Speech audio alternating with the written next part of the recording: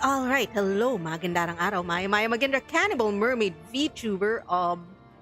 Yeah, it's in a category now, right? It's in Sigh of the Abyss.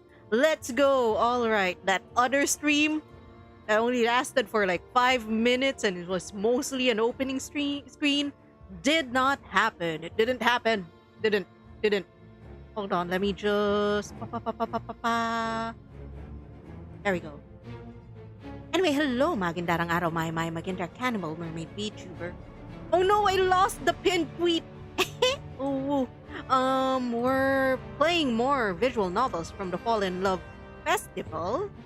It is a Steam sale of some delicious indie romance visual novels, so that's why I've been like breaking my throat for the past few days. Some of them are demos, like the one we played yesterday.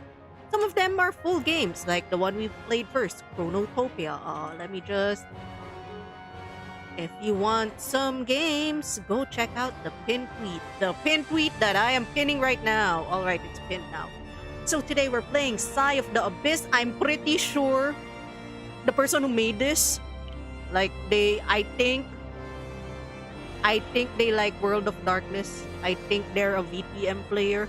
I showed this to Denma, our storyteller for Vampire the Masquerade, and she's like, this feels more like Mage the Ascension, but anyway, this feels like a game of someone who likes a certain type of tabletop RPG, and also the art is luscious. Is this person dateable, by the way? I know the guys are like this one, and the girls are this one. So who's this?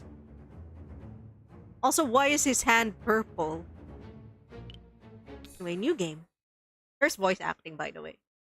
That's why my throat is gonna be saved today. Content warning. This is a work of fiction. Names, characters, places, etc. are products of... The game contains content not appropriate for all ages that might not be appropriate for viewing at work. Guys, you're not watching this at work, right? Blood, ritual, implied nudity, violence, mind control, loss of will, kidnapping, murder. Usual stuff. We're fine. Continue. Carry on. Carry on, blood. And nudity immediately. The false sun. Divine solace in darkness. May blood be our witness. We set our sights on the abyss so that We're fine. it may gaze back Everything's fine. at us.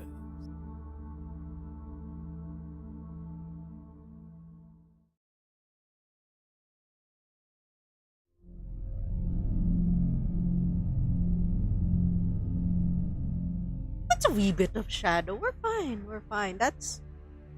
that a ritual table? Is that a chunk of flesh? The heaviness that numbed your thoughts lift from you. Air fills your lungs. Your fingertips slide across the slimy cold surface beneath you.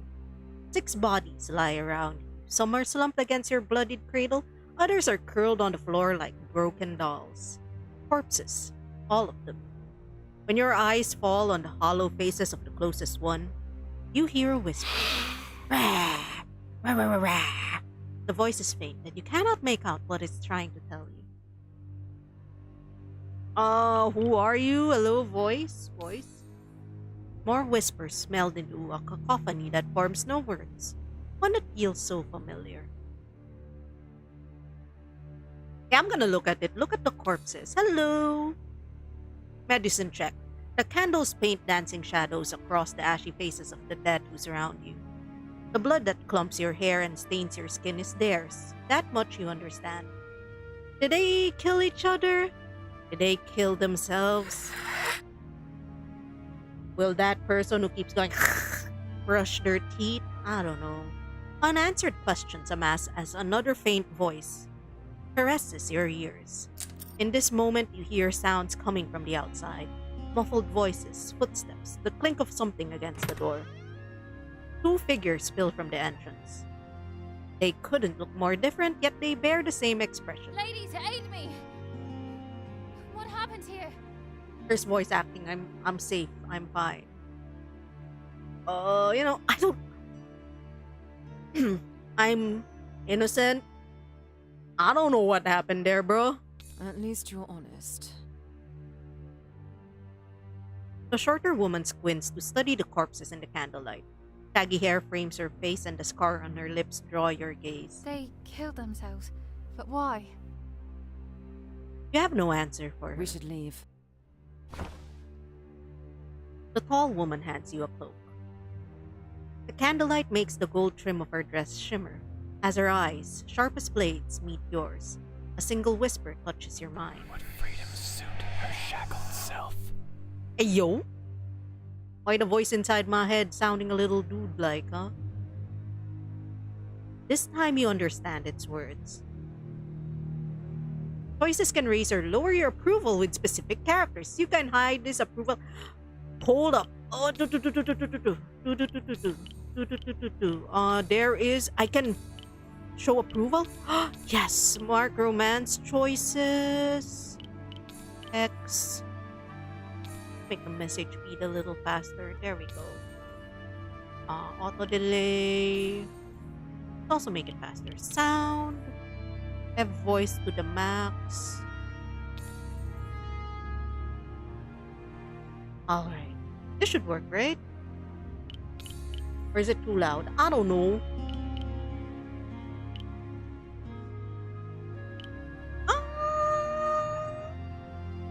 Best not to let the people know that I'm going insane, right? That there's voices inside my head. This is safer.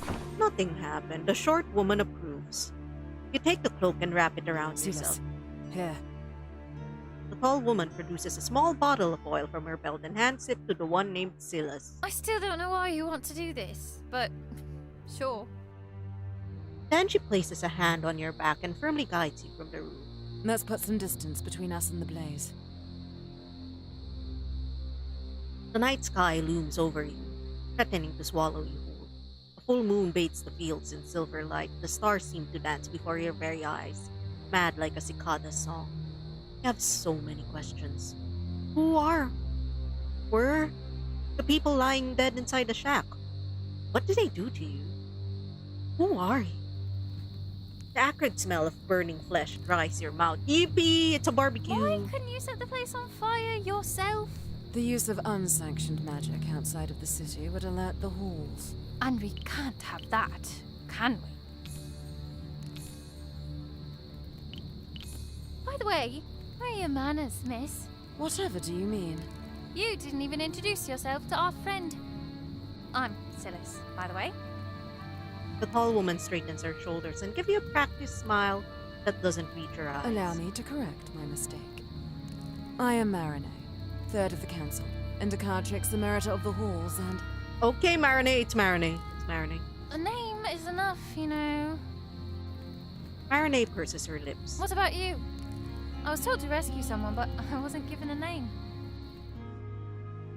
I mean, guys, she kind of looks like my VTM character. Can I name her after my VTM character? I'm gonna name her after my VTM character and then just like... I mean, you know what? I'm just gonna go full on. What would your OC do with this? That sounds Let's real go. nice. Marnie eyes you up and down, not unkindly, but also without any traces of warmth. You're in dire need of a bath. Flames lick at the roof of the shack, burning the bodies inside like a sick furnace. And shoes. Silas gestures towards a dirt path slithering through the The fields. walk is going to hurt. Unless... Silas crouches next to you and produces a dagger. She's gonna cut off my toes. Just cutting some strings from the cloak, don't worry. While we wait, would you mind answering a question for me?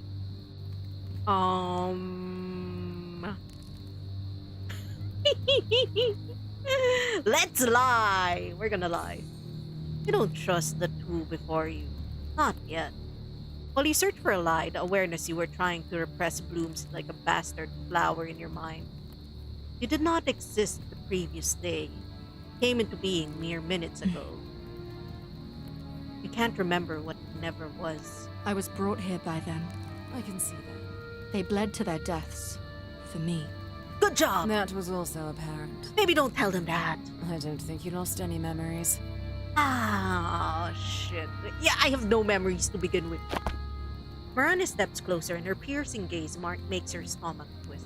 Does she You know? should look at yourself in a mirror. You look like an old malevolent bat. Excuse me. Give her space. Let her breathe. And you, raise your leg. You do as Silas requested as she wraps your foot with the fabric she cut from the cloth. Now the other, please. Cloak. Ah. Like a faded stain on your psyche, a word comes back to you. Envoy. A shaky breath leaves her lips. We ain't saying shit. Can you walk now? You take a couple of steps. The bandage helps with the roughness of the dirt road. Yes. The safe house isn't far, I promise. You have a safe house. Tis Oh, but a damn, little someone's place you rich. can use until I find more suitable living arrangements. Miss, I don't trust you alone with her. I like her. This one.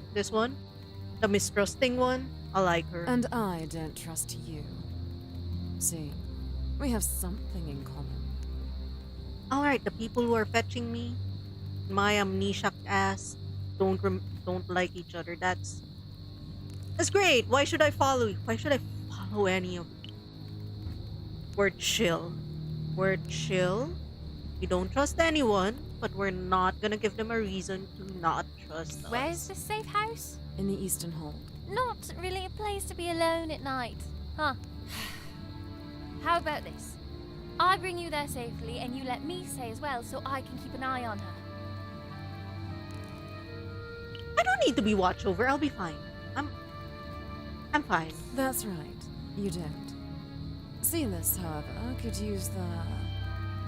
Marane looks at her intently. You follow her gaze onto the frayed collar of Silas' blouse, held together with two buttons and a belt and the stained vest that covers her. Okay, so she's poor. Give her money then. job. Just give her the money. Just give her the money. I have a job already. Being her bodyguard. That's right, guard my body, baby girl. She crosses her hands and stares Marane down. Why do you think I knew where she'd be? Very well. Marane, who has only been to the safe house once, gives her first the address, met with a blank face, then a general description of the area. Yeah, I know where it is. And I even know a shortcut. The green hill, spaded in moonlight, soon turns into a stone road cordoned by small I buildings. can't believe no guards came. What if the fire spreads to the fields and the city? The cicada's song grows fainter. The longer you walk, the bigger the wall around the city becomes until it swallows half of the sky. We'll need to take a side entrance. Side entrance? You know, Don't for tell poor me you people. left the city through the main gates. She guides you to the side of a small house built against the fortification. The wall there is covered with flowering vines. She moves them aside to reveal shattered bricks. How industrious. I hope that's a compliment. Marane rolls her eyes. You're silent. How was the walk? Do you feel any pain? I do not. Thanks, Silas, baby girl. Silas is our baby girl. Don't mention it. You follow them through the crevice. The inside of the wall is a dark mass of brick marked with lichen and time. After a minute of walking, Silas removes a wooden board and lets you emerge Welcome first. to the old stomping grounds. Let's stay Oh, quiet. there's autosave. All The right. city guard might be slacking, but we still don't want to alert them. This is Carolisa. It unlocks a codex entry. All right, Carolise. Is a marine city-state with a bustling harbor and vibrant sun-drenched streets. Built over a promontory crowned with a citadel and flanked by canals and fortifications, the picturesque city is a home of reclusive noble houses, flourishing merchant guilds, and poor alike. Its an advantageous position on the Middle Sea has made it much coveted among its neighbors, but Carolise has always fought for its independence. Yippee! Carolise is a maze of winding alleys, of buildings so haphazardly tall they look about to topple over, grounded only by the vines wrapped around them. Silas navigates you through the dark streets until Marane recognizes the safe house. The one Oh god, the voice acting's gone! No! My throat! She guides you to what looks like an abandoned building with a small door. Mind the step. Marane sends a flickering light into the room and all the candles begin to burn. What happened to your no magic rule? I'm within the city walls now. The windows are covered by tin curtains and an old fraying carpet darkens the middle of the low room. Marks on the floor tell you that there used to be more furniture, but the only pieces remaining are a table and 2 benches. Oh, it's not bad at all. I mean, we did wake up on a rock covered with blood. But this is nice. You don't mean it, but it's sweet of you to say. Marani closes the door behind her. I should return to the halls post-haste, but you do need a bath. Follow me. Won't you tell me about... Leave your questions for tomorrow. The side room is clean, yet smells of mold. The wooden tub that lies in the middle looks new and out of place. They knew they needed to give you a bath. This is sus. Why did they know where to pick you up? Are you guys a part of the cult? Can I trust any of you bitches? Well, actually, I trust Silas. Because Silas is baby girl. Silas is our girl. Silas is our queen. Allow me. Her arms move elegantly like a dance. Water spills inside the tub from seemingly nowhere. Here. Is it warm enough? You dip your fingers and the blood on your skin dissolves into red stripes. Yes. She stands at the doorframe looking at you. No. Through you. We're gonna stare back. What are you looking at? I'm trying to take a bath, Marane, baby girl. I'm taking a bath. Give me privacy. With a sigh, she snaps out of her reverie. Call me after your first rinse. One is not going to be enough. Only then does she leave. Once you sink into the tub, the water turns scarlet. If you lie completely still, you can see your own reflection. Our hope takes your shape. You are not alone. We birded a speck of divinity. The whispers are back, soft yet clear in your mind. May you save them from themselves. Will you spread its message? Your own eyes stare back at you, reflected in the dirty water. The top of your head still dry. You submerge yourself, holding your breath, then scrub away the clump of blood with your fingers. After a minute, Marane knocks before entering the room. With a curt movement of her arm, the dirty water drains from the tub and vanishes. Another fluid motion makes new water appear. Where is she getting the water from? Here's a cloth to dry yourself. Don't forget to extinguish the candles when you go to bed. A mattress is waiting for you upstairs. Ooh, a mattress, fancy. Oh, where's Silas? Where's my baby girl? Marane? Where's baby girl? She's already upstairs. Once you're finally clean, you dry your body with the rough cloth she left for you. Your own limbs are foreign, yet familiar at the same time. You look for scars, but can't find any. Just as Marane instructed, you snuff out the candles left for you and walk upstairs. Silas is curled on the floor in a corner. Good night! The only mattress is rough, almost spiky in certain places, but you find a comfortable position. Hide under the thin sheets and close your eyes. Can we get better accommodations next time? Our house is kinda shit. You awakened during her last breath, nursed by their blood. Human in appearance, abyssal prowess, not yet. Neither and both, a liminal equilibrium. That you shall shatter. It's ENVOY. Who are you? You are given a glimpse of the abyss. The abyss? Yes, it's ENVOY. It shall touch you. It shall bestow upon you the gifts of the flesh, of the mind, of charisma, uniqueness, nerve, and talent. Okay, we get physical prowess, shadow magic, or entral mind. I say like entral mind. I'm getting entral mind. Min, max, entral mind. Now maybe we shouldn't. Let's get maybe 2 shadow magic. Do I need physical prowess? We don't, right? Let's just get someone else to fight for us. Let's get Silas baby girl to fight for us. We don't need physical prowess. We don't. What if I go full enthrall mind?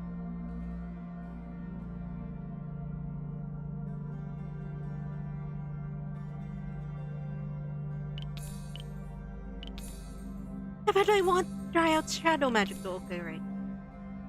Instrument of the abyss, manifestation of its hope. You are the harbinger of the darkest hour, the destroyer of the false sun. May your will be done. Amen. Progress saved. We have shit physical prowess. How did you get in? I have my ways. And why are you bejeweled from head to toe? Do you want to get mugged that badly? Silas and Marinade, the two women from yesterday, are arguing by the staircase. Talk about a rude awakening. I apologize for the ruckus. Good morning! Marinade climbs the stairs to place a bundle of clothes on the stool next to you. Wait, did we just sleep naked? Jesus fucking... You guys are the worst hosts. Why would you do this to me, man? Guys, give me clothes. Thank you. You stretch your limbs and sit on the mattress. Clothes are a most welcome gift. You have never seen garments like these before, yet your fingers know what to do. They close buttons, secure belts, and adjust the jabot. And I'm jabot on your neck. The pin that secures it is particularly beautiful. The dream that so vividly haunted your sleep comes back to you. In it, something called the abyss spoke to you.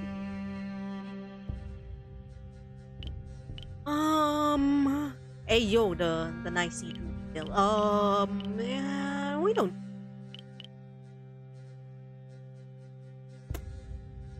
Who cares about these things? We have gifts now. You feel different, more aware, more grounded. A status button has been added to the text box. Okay, where's the status button? We have no physical prowess. Let's go! Once you finish dressing yourself, you head downstairs. How much is all of that worth? That's none of your concern. Ladies, aid me. I'm just saying that if you sold an earring or two, you could let her stay at a better place. Hey there! Hey there! Whoa, talk about the transformation. I'm pleased to see that everything fits. Yeah. How come everything fits? Silas reaches out with her hand and runs her finger over your arm.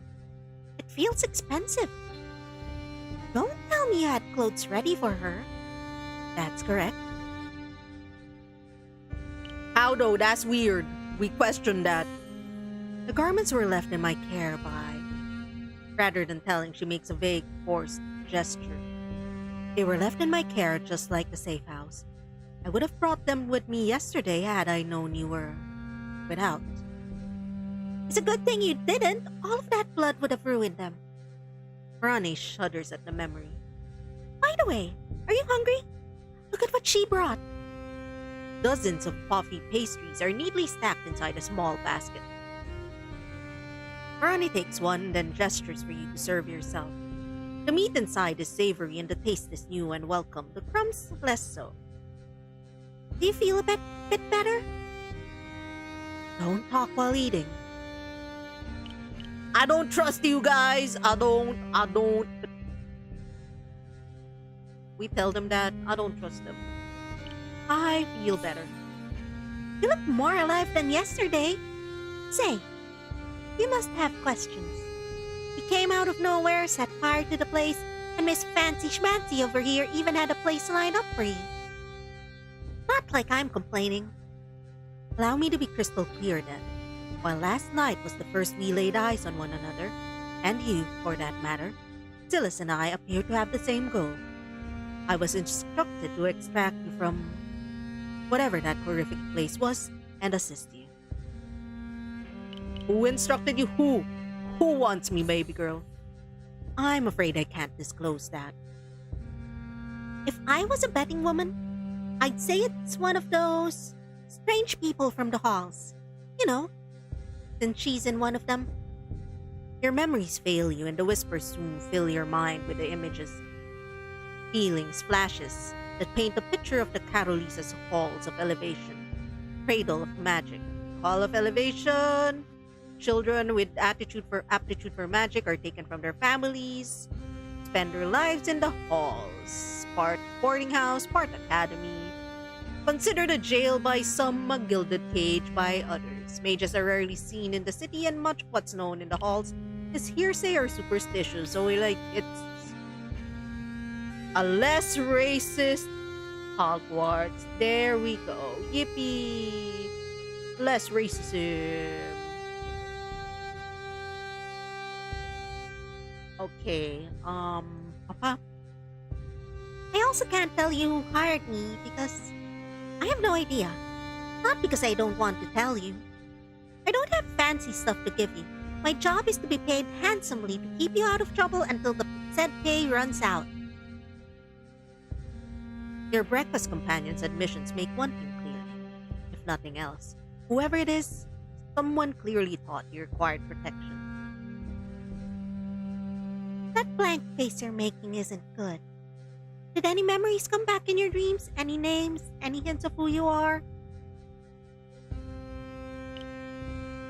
I didn't dream of shit. What do you guys mean? I'm like so innocent and pure. What do you mean? That's too bad. So, I know we're supposed to help her, but help her do what? I don't imagine you'd know, miss. Marane's lips burst together. That's a no from her. If the presence of your dream is to be believed, you are to bring the darkest hour forth and destroy the false sun, whatever that might mean. The only thing I can think of would be regaining her memories? Marane makes a face.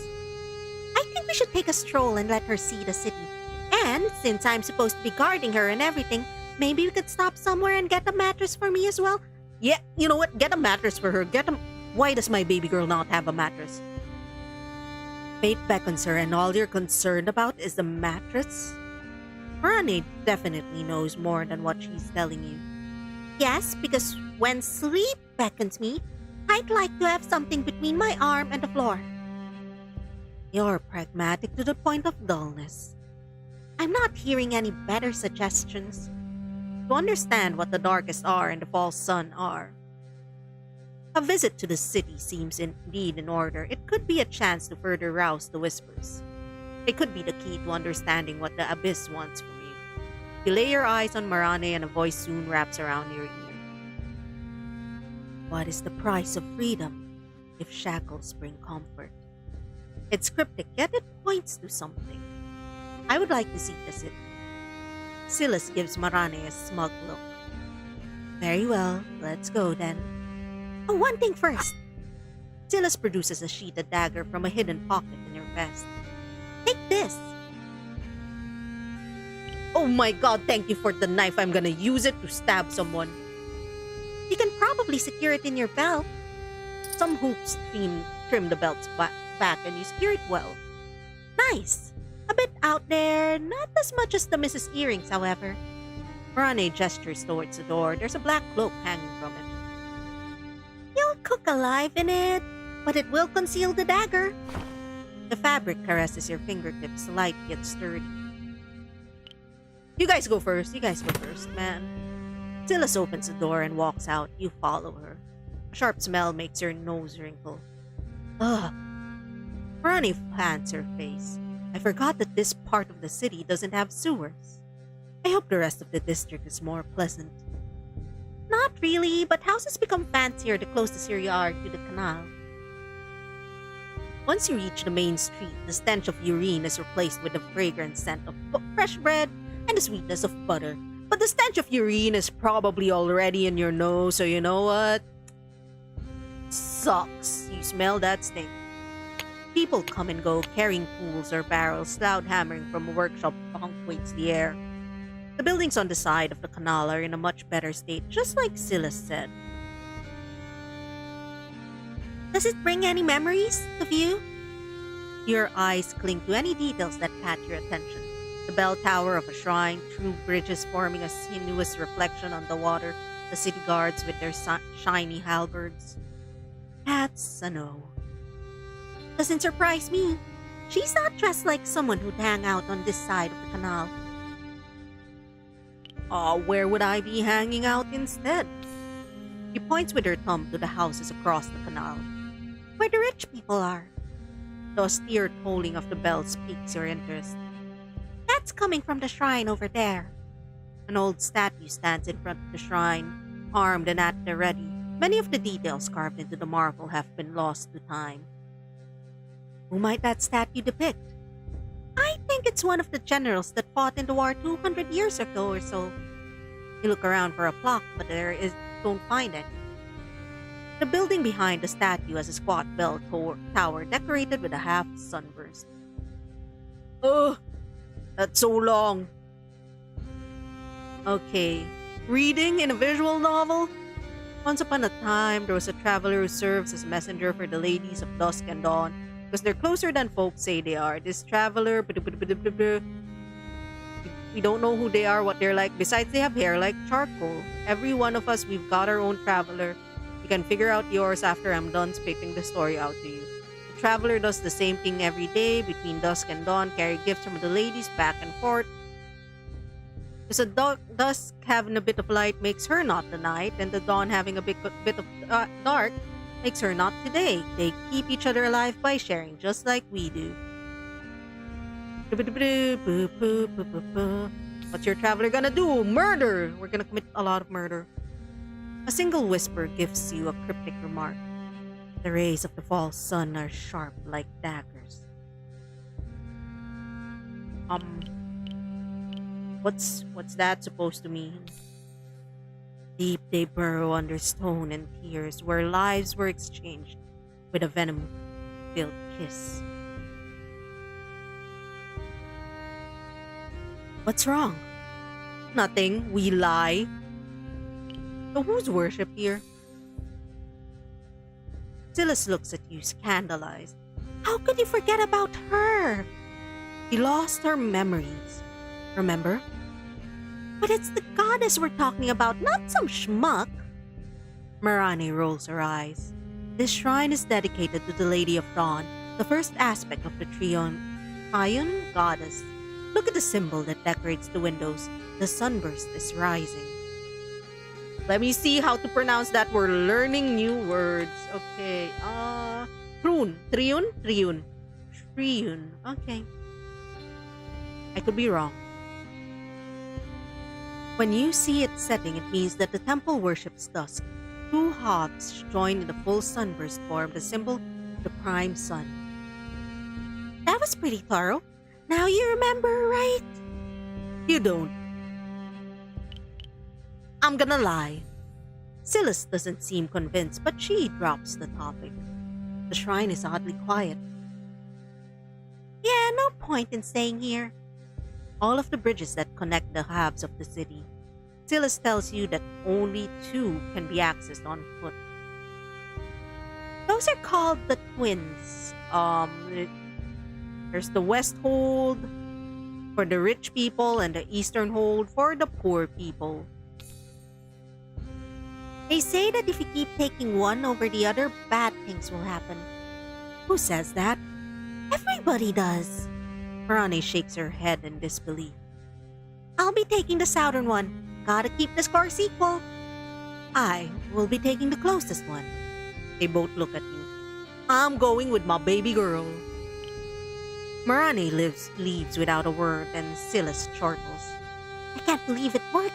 She took the bait. Hook, line, and sinker.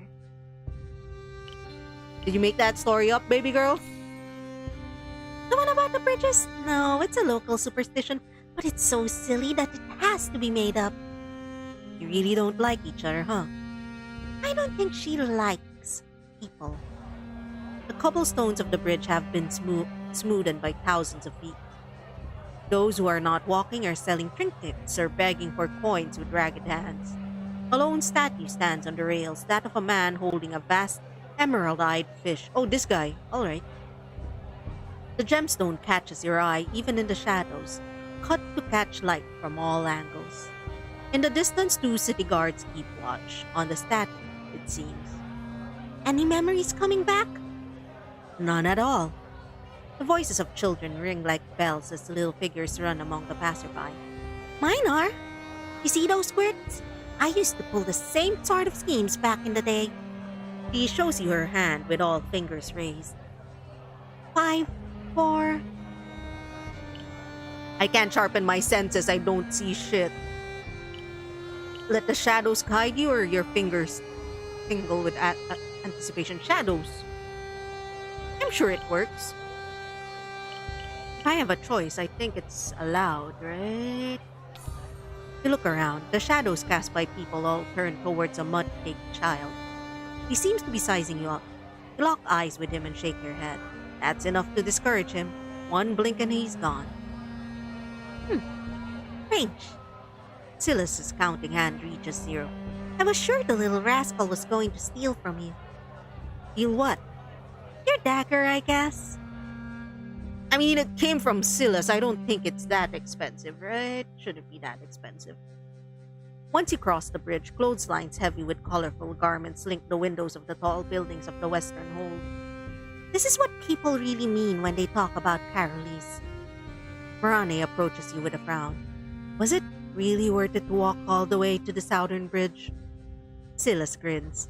I don't know. Was it? Why don't you tell her? Marani rolls her eyes again. Shall we go? You'll like the heart. You'll find anything you want in it and plenty of things you certainly didn't wish for in the other districts. The fort perched atop Carolisa's high hills look even grander now that you're closer. Faint whispers caress your ears as your eyes drink in the view of the fort, yet they speak no word. This is the citadel, Carolisa's seat of power. Ladies, forgive you. Don't tell me you have no memories of that place. I don't. Silas sighs in relief. So, about my mattress. A seamstress would probably have enough scraps to make the cover, and I think it's haymaking season, so the stuffing should be easy to find. Before we indulge in Silas's banality, hey, she wants a basic mattress, let her have it. There's somewhere I would like to show you. It may well revive some of those lost memories. She looks at you, a small smile of insincerity tugging at her lips, and begins walking. Don't tell me we're going there of all places. We're going where? Where are we going? Dora's house. The square that opens in front of you is surprisingly level, given the hills of Carolis have been built on. And it's not made of stone, but instead water. Speaking of water, hydrate redeem for me. A palace with a shimmering roof flanks 2 pools separated by a marble walkway. How can the water placidly flow instead of splashing? Much coveted is freedom, but what is its true price? You're not sure what you can do with that cryptic question. This is the place I call home. Unfortunately, one can't simply walk inside. Gives me the chills. How? It's beautiful. It has no door. Phyllis is right. Waterfall splashes where the entrance should be, feeding the pools without making them spill over. And the water makes no sense. Magic makes little sense to the uninitiated.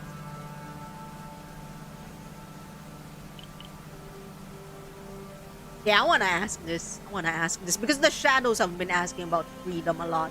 Is freedom much coveted in the halls? Why do you ask? Well, it's strange to see a mage walk outside like you're doing. The square gives you a full view of the citadel from below. The portcullis that guards the main gate is lowered, and you spy a cordon of cypress trees winding down the hill. The citadel's off limits for us. Why? Normal people can't enter. It's where the nobles and merchants decide how to run the city. None of the whispers speak up when you gaze upon the fortifications. Strange. You were sure they would talk. Only Marane, the halls, and the shrine have managed to rouse them so far. I've seen enough here. Marane seems disappointed in your reaction, but follows you nevertheless. What does Marane know? Marane...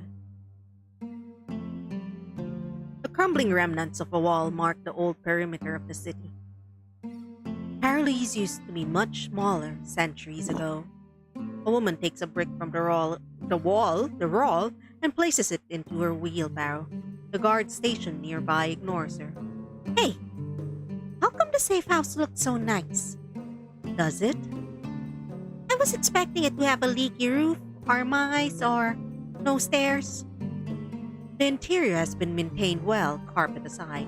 It only needs a bit of cleaning. Have you been there before? Have you? I visited it yesterday afternoon, after learning of my assignment. I had to know where they were bringing you. Would you have been able to sneak back into the city without me? I'm sure I would have found a way. Silas gives you a friendly nudge. So that's a no. The only shop nearby appears closed. Its windows are caked with so much dust that you can't see through them. Inside, someone is carving a line through the dust with their finger. It forms petals of a flower, and soon another stem follows. I didn't know it was closed. The Hand of Pipe. What a name. Is there a story behind it? Well, it's a pawn shop. Lots of desperate people come to get out of trouble. That doesn't make the name any better. I bet you two would like browsing the wares. Lots of pretty things inside, and some real weird ones too. Maybe they even have a mattress. The person inside the shop keeps scraping on the dusty window, adding details to the petals of the flower. We should come back once it's open. I hope it's soon then.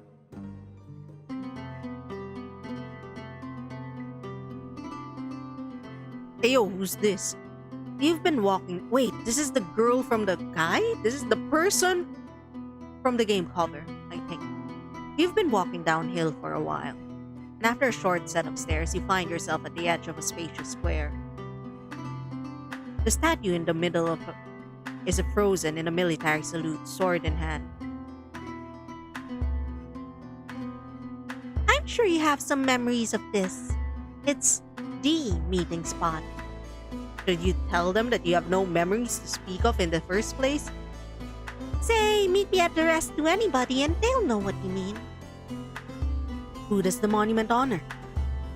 We're in Atri's Rest, so take a guess. Okay, the marble effigy of Admiral Atri, the brave hero who repelled the Taiyan Revolution 200 years in the past, stands proud and patrol in the middle of the rest, where she was allegedly buried after her desperate last stand. Aside from a shiny foot, her statue bears another peculiarity, a hollow in the chest which used to house the medal the real Atri used to wear. The medal was a sharply cut jasper stone. Okay. You all approach the statue, darkened with age. The woman captured in the marble stands tall, almost defiant, and looks beyond her blade with an expression you can't quite pinpoint. The inscription on the base of the statue is a poem that recalls the deed of Admiral Atri, the hero that repelled the Taiyan invasion in some centuries past. You see the smoothness of her foot? You climb the statue and rub it brings good luck. Rani looks at you with a grimace. Well, it is exceptionally smooth. Oh, I'm sure people rub it, but how could it possibly bring good... Oh, I'm sure people rub it, but how could it possibly bring good luck? Sir? Sir, that guitar is doing a lot of heavy work. Also, why do you have the hair of Todoroki? A figure walks out from the opposite side of the monument. A lute hangs from the man's shoulders and he dons the garish colors of an entertainer. Why is this a clickable thing? Are forbidden from wearing blue or black. Okay. What do you mean some enjoy performing in the nude? You know what? Okay. So he's not allowed to wear blue or black. When he spies your group, he stops in his tracks. Why, hello there. Oh, thank God, voice acting. Silas, do you know him? I've seen him around. You're the one that plays every night at the Rose, aren't you? That's right. Might I interest you in a song? Perhaps another time. We have somewhere else to be. That's too bad. Something shifts in his features. The shadows on his face deepen. and his eyes turn an unnatural color. Hey, yo! He's on drugs. Lisan Al-Gaib. It'd be grand if you could step away for a moment then, while I speak with your friend over here. He's talking about you. You recognize the power in his words. It's the same you can harness. You feel it sizzle in the air, weightless on your shoulders. Silas? Marinette? Your companions step away with hazy, blank eyes. Why did you do that? A thought that does not belong to you blossoms in your mind. It's best we speak of the abyss without an The audience. abyss. Are you an envoy like me? Hush, or you'll blow my cover. Ah, To anybody else, I'm a harmless little minstrel. You're not little, and also there's a huge ass gap in there. Hold on. Can I like remove the text box? Because I swear to God, that's Kin over there. I jest. My name is Alpheon. And you are? Call me. You're not the only envoy. But this is fine. Wait. Yeah, this is fine. At least we're not alone. Your uncertainty does not feel so daunting anymore. My, you're full of questions, aren't you? Did you do, you know, the whispers? Let's not tell anyone about the whispers. Did you wake surrounded by, like, dead people? That's not a memory I'm fond of unearthing. Yes, I did. He studies your face for a moment. Odd. I sense your agitation, but it's fainter than it should be. Your humors are unnaturally balanced. May I? Sure. Let the strange man touch your forehead. What could go wrong? He lightly touches your forehead. The shadows grow darker on his face, then he smiles. You deserve to experience what emotions feel like. Wait, I have no fucking emotions? That explains a lot. The numbness that cage your feelings is dissipated by his touch. Your insides twist, the spark lights your eyes, and you feel... Humor choices influences the tone of... I did not get to read that. It influences the tone of blah blah blah. I'm sure it's here. 4 humors. Okay. Sanguine, you're either cheerful... Oh, there's hide UI, it's spacebar. Okay. Cheerful and carefree like the wind. Phlegmatic, introspective, thoughtful nature makes you well-liked, but you tend to mask your emotions. Melancholic, uneasiness, and fear make you cut the conversation short. You believe in caution above all. Choleric, just like fire, you follow your impulses and fuel them with biting words. We are not this. We are probably this. We're gonna go for either phlegmatic or melancholic. We're gonna play a chill person. We're gonna be chill. What did he do? I feel kinda anxious, What man, happens if anxiety. this makes my life harder? Why would I? Now, if you'll excuse me, I need to... Okay, we now have a dominant personality trait. Let's go. Wait. You need to know more. What is an envoy? What is it that the Abyss wants me to do? What is the Abyss? Alfion's smile becomes pensive. When your blonde friend thinks about ripping away the golden earrings of the other, and she pictures her bloodied prize, the abyss is thick within her. When your elegant friend daydreams of a scented bath and the languid touch of a lover, the abyss drips. Why from my her fellow bunny in love? thoughts. Hey, hello. Welcome. We're playing a dating sim with painterly art style. I also swear to God this play the devs like World of Darkness TTRPGs, but I cannot say for certain. Are you allowed to draw? Of course, always. How do you know that? I am very good at reading people. An act of violence begets the Abyss, but an act of love does as well. Contradictory, no? It doesn't sound right, yet it is. Duro! Alfion beckons Silas and Marinette to come over. Wait, I said... I should be on my way. You get one more question. Okay, before he asks one more question, let's draw for Battle Bunny. Up. drawing a tarot card for Battle Bunny. I almost dropped a card. Let's not do that.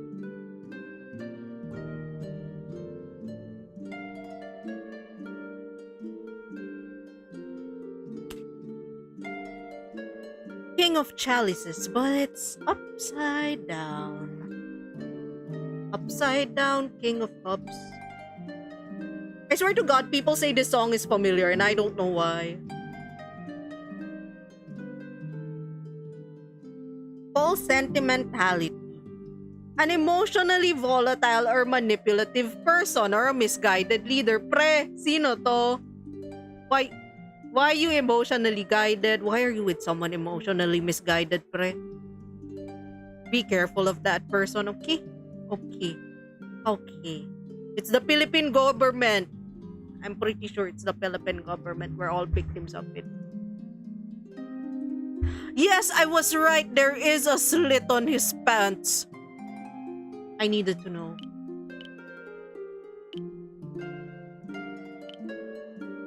Why are the whispers not telling me anything about you? Why are the whispers not telling me anything about you? Are they not? That another person or you? It's another person. He seems exceedingly pleased about Perhaps they don't recognize me. But they heard you call yourself Envoy. They're not alive, yet they're not dead either. They can't learn new things or change. All they can do is bother you until you put them to rest. it. Oops, I'm so used to spacebar being like the... A. Despite his eagerness to leave, he hesitates. Oh, who am I kidding? You do get one piece of advice. Don't let your friend sleep on the floor. What? Why does he know that my friend sleeps on the floor? I'm trying to buy her a mattress, pre. Before you can say anything, Alfion snaps his fingers. Silas and Marinay stagger forward. The world government, that's right. Silas, do you know him? Yes, I've seen him around. You're the one that plays in the rose every night, aren't you? How powerful must he be to muddle their thoughts for so long and leave them without recollection? Please, call me Alfion. I was just about to sing an ode to the beautiful Atri. Would you care to be my audience? Perhaps another. Nah, Marinay, go. Do my bidding, Marinay. Perhaps another time. We have somewhere else to be. That's too bad. Alfion bows to you and takes his leave. I feel strangely on edge. I mean, you did just get manipulated by some dude, you know?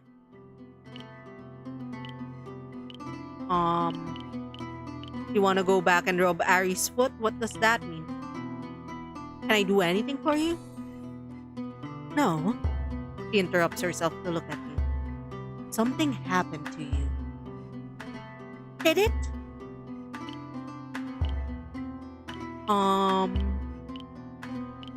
Is it bad? Is it bad if something happened to me?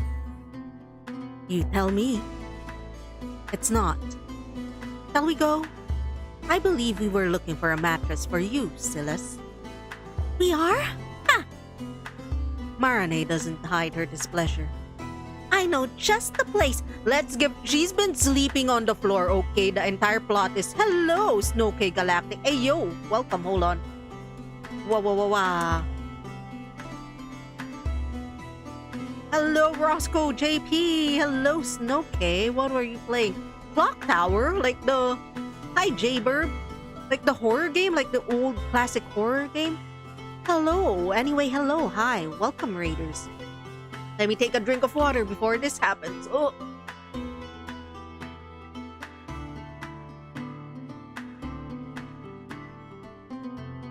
Yes, the classic horror game. Never did it before. Nice. That's the best way to experience classics.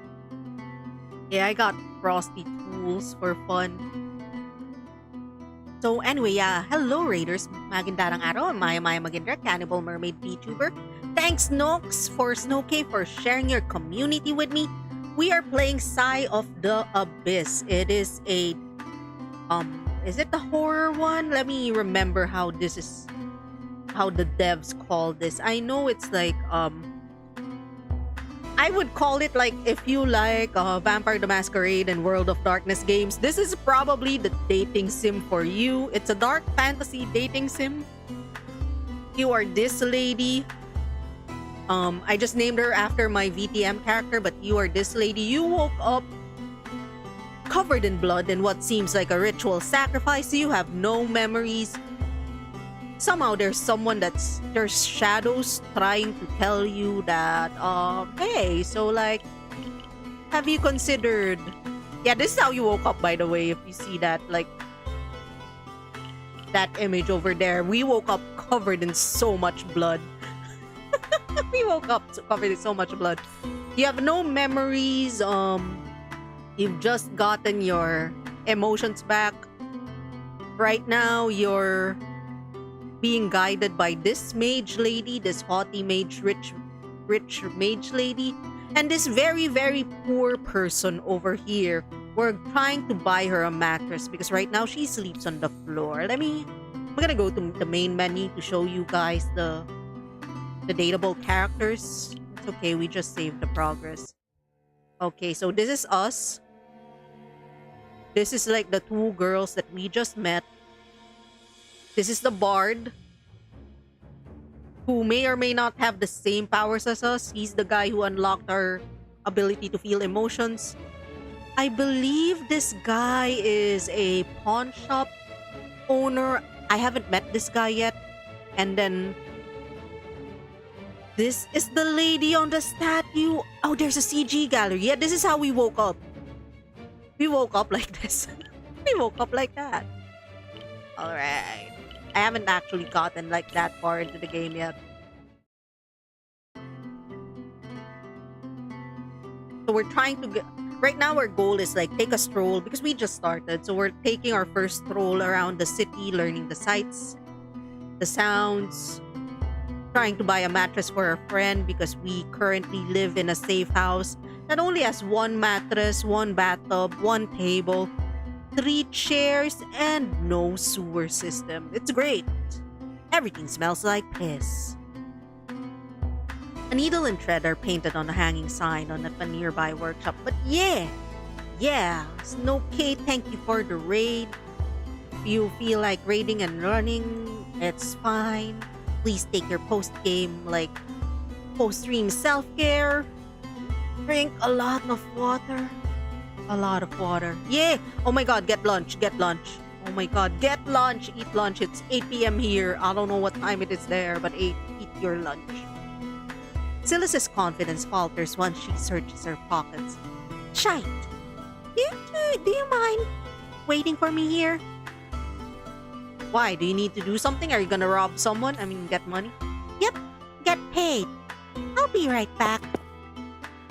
He runs off before he can say anything. Instead of waiting, Marine approaches the bustling workshop. Several people are rolling threads into spools, cutting fabric or stitching.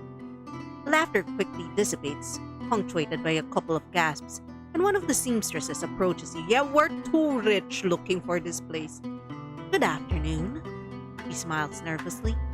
We're simple folk here. I'm afraid we don't have anything befitting your wealth. She bows her head, quickly fidgeting with her hands. I think you might just have what we need. We need a mattress. The seamstress looks at me, dumbfounded. Do you have any scraps that could be made into a cover for a mattress? I'll go look at the back. The other members of the workshop furiously whisper among each other. Do you think Silas will be here when it's time to pay? Oh, she will be. She'll be. I hope so. I mean, she will be, though. That's our baby girl. Silas is our baby girl. Right now, my favorite character is Silas. I hope so. I wouldn't count on it. The seamstress returns with several pieces of fabric. Which one is more to your liking? Marne samples them, comparing them to the touch, and passes them to you for confirmation. This one. She settles for some sturdy linen. That would be 3 iron pieces. It will be ready in a few hours. Marne takes a string of coins out of a fold in her dress and releases 3 from a knot. What about the stuffing? I don't have enough scraps for it. Didn't Silas mention it was haymaking season? Do you know where we could find some hay? You could secure some from the northern gate while you wait. As I said, this will take a while. 3 hours to make a mattress is like hand sewn? That's fast. They're great people. Will do. You walk away and the bustle resumes inside the workshop. I'm afraid we need to wait for Silas after all. Why? Displeasure flashes on her face. I wouldn't know how to reach the northern gate. Or the safe house for that, what matters. Man, Marinee is too rich and sheltered for this world. Yeah, I wouldn't know how to do that either. That's why I'm around, right? Took you long enough. You secured a cover for your mattress. It will be ready before dusk. Neat. How much was it? I forgot. I don't want to be in your debt. Nah. Listen, she forgot. You don't need to pay for it. Yoni? I wasn't paying attention during the transaction. She huffs. The seamstress suggested we secure the stuffing. The northern gate might be a good place for it. Yeah, it's close to the fields. Follow me. I thought this game would be nicer on my throat. I'm a fool. Someone had been following you ever since you left the workshop. Silas seems to have noticed as well. She throws a glance above her shoulder every so often. Should I say something? Nah, let me do it, baby girl. Let me handle it. Oh, sure. I'll back you up. You turn around and see... Why was that sound there? Her toiling is a disgrace, for she was meant for a soft life in the shadows. The voice is a scream that leaves you dazed and disoriented. Inside you, turmoil, rage, disdain, love, tenderness, feelings that don't belong to you. You recognize the woman's dress. She was in the workshop, twisting thread around a spoon. Good afternoon. You're from the Stitch and Seam, right? Yes. I was told to bring you back to the shop if you can't find your way. That's my job. The woman smiles awkwardly. Once again, the voice is roused. Once again, it's a roar, not a mere whisper, and its fierceness deafens you. Somehow, this woman is related to the whispers that haunt you. You're suddenly glad you followed Alfion's advice. I'll get questioned if I come back without you, so please.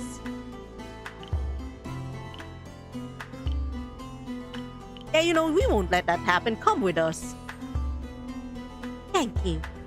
You resume your walk, following Silas in silence, quickly broken by the voice only you can hear. Her toiling is a disgrace. Clear and firm, voice repeats itself when you focus on the seamstress. Bandage is tightly wrapped around her wrists and gloves conceal her hands. She was meant for a soft life in the shadows. The voice seems more forceful than usual. Why? What is it trying to tell you? Why were you chosen to escort us back specifically? I wasn't chosen. I finished early, that's all. Her voice is polite and vague, for you are strangers and she's on duty. Befriending her could give you more insight at the cost of time. However, would you really be friends if you became closer only to appease a voice in your head? Aren't some introductions in order? Marinee and Silas seem surprised but introduce themselves to the seamstress, as do you. My name is Anilia. Miss Marinee, are the halls as wonderful as the rumors say? To the senses, they are a wonder that puts the citadel to shame. Silas rolls her eyes at poetry, but the seamstress is delighted with it. Will you use your magic to bring what you need back to the workshop? Not while outside the city walls. Or inside, if you don't want to scare people away, we can borrow a wheelbarrow. I'm sure there are plenty around the gate. Marinee glances at her. What? I'll return it when I'm done. The northern gates is peaceful at this time of day, and the 2 guards stationed there throw you a glance, straightening their posture and let you pass without question. How about this? You secure some hay while I find our way to carry it. I'd rather you not split up.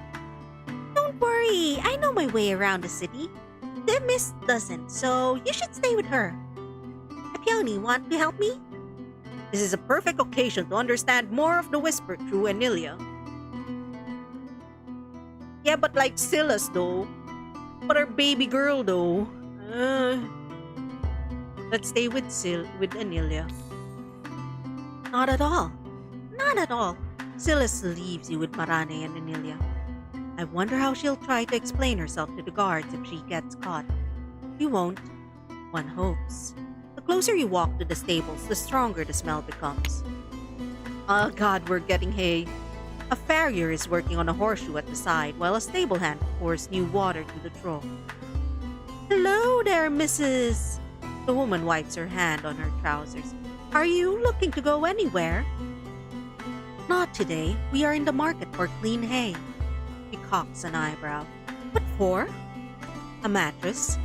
Wouldn't wool or fabric be softer, Mrs.? It's not for us. Perplexed, the stable hand shrugs.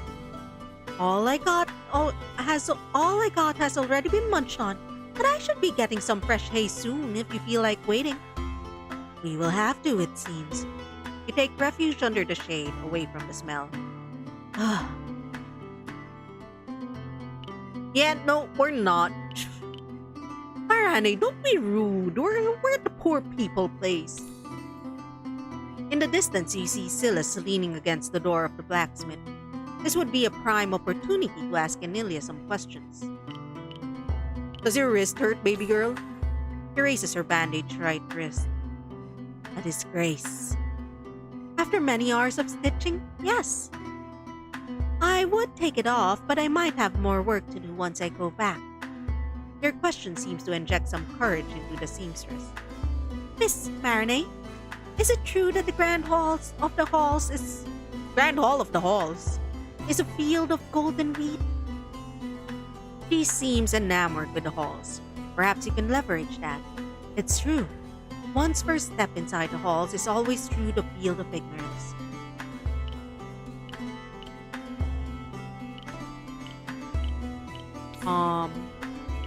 Okay, I think we can go for like the water. Do all the other rooms follow similar naming conventions? They do, and each one is grander than the previous one. There's also a library. There's also a library carved inside a great tree, is there not? The tree is ancient, but not of a giant size. The perusers are small, once compared to all the knowledge contained within. A wagon heavy with hay arrives at the stables, pulled by 2 oxen who immediately start drinking. The stable hand gives a pouch of coins to the farmhand and she calls you. Mrs.?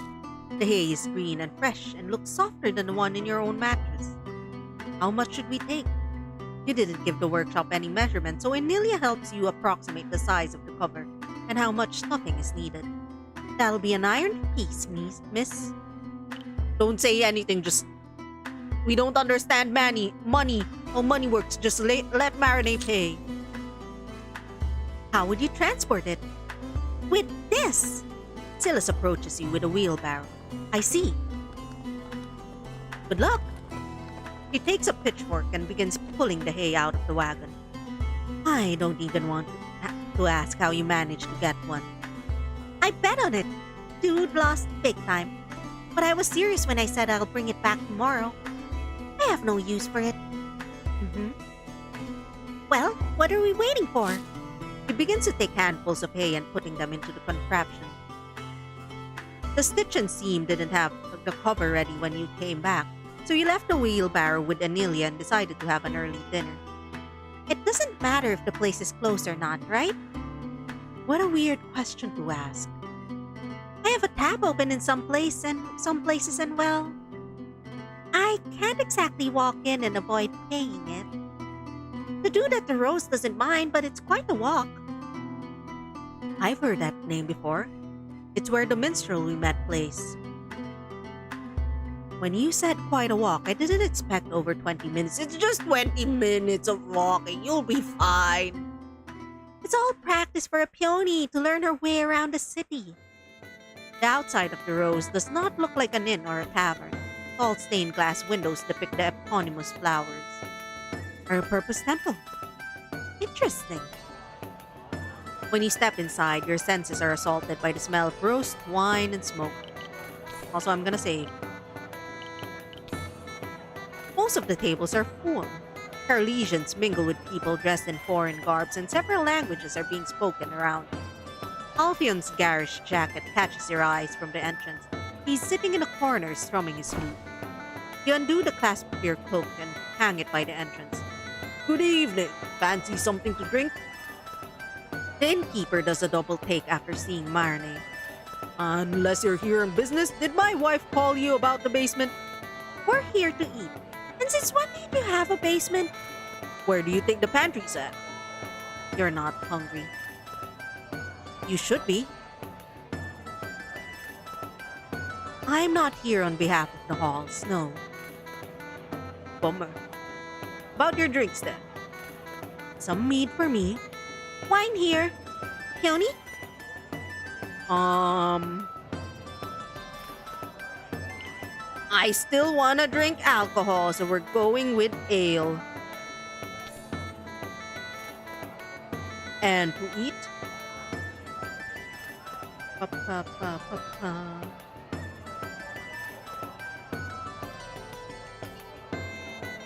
Hold on, let me check what date this is.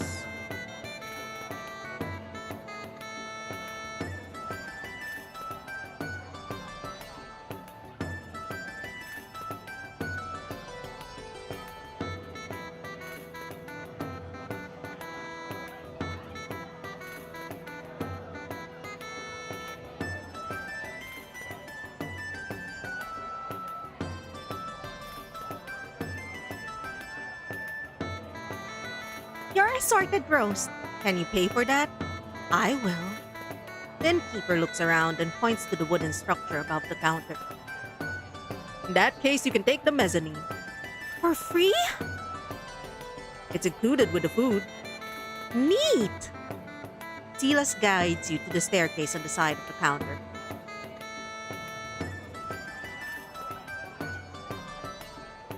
Okay, let's mute this convo for 3 hours.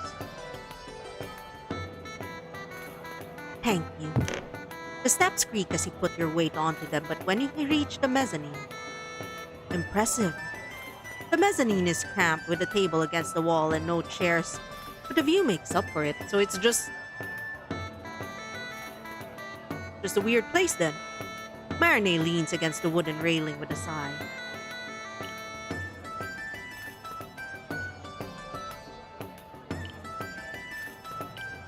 Tired? You could say that. Oh, finally voice acting. It's been an eventful day.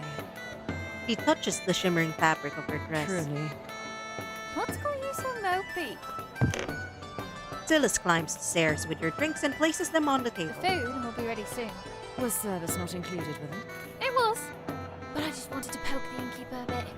He was so stiff, trying to impress the guest of honor.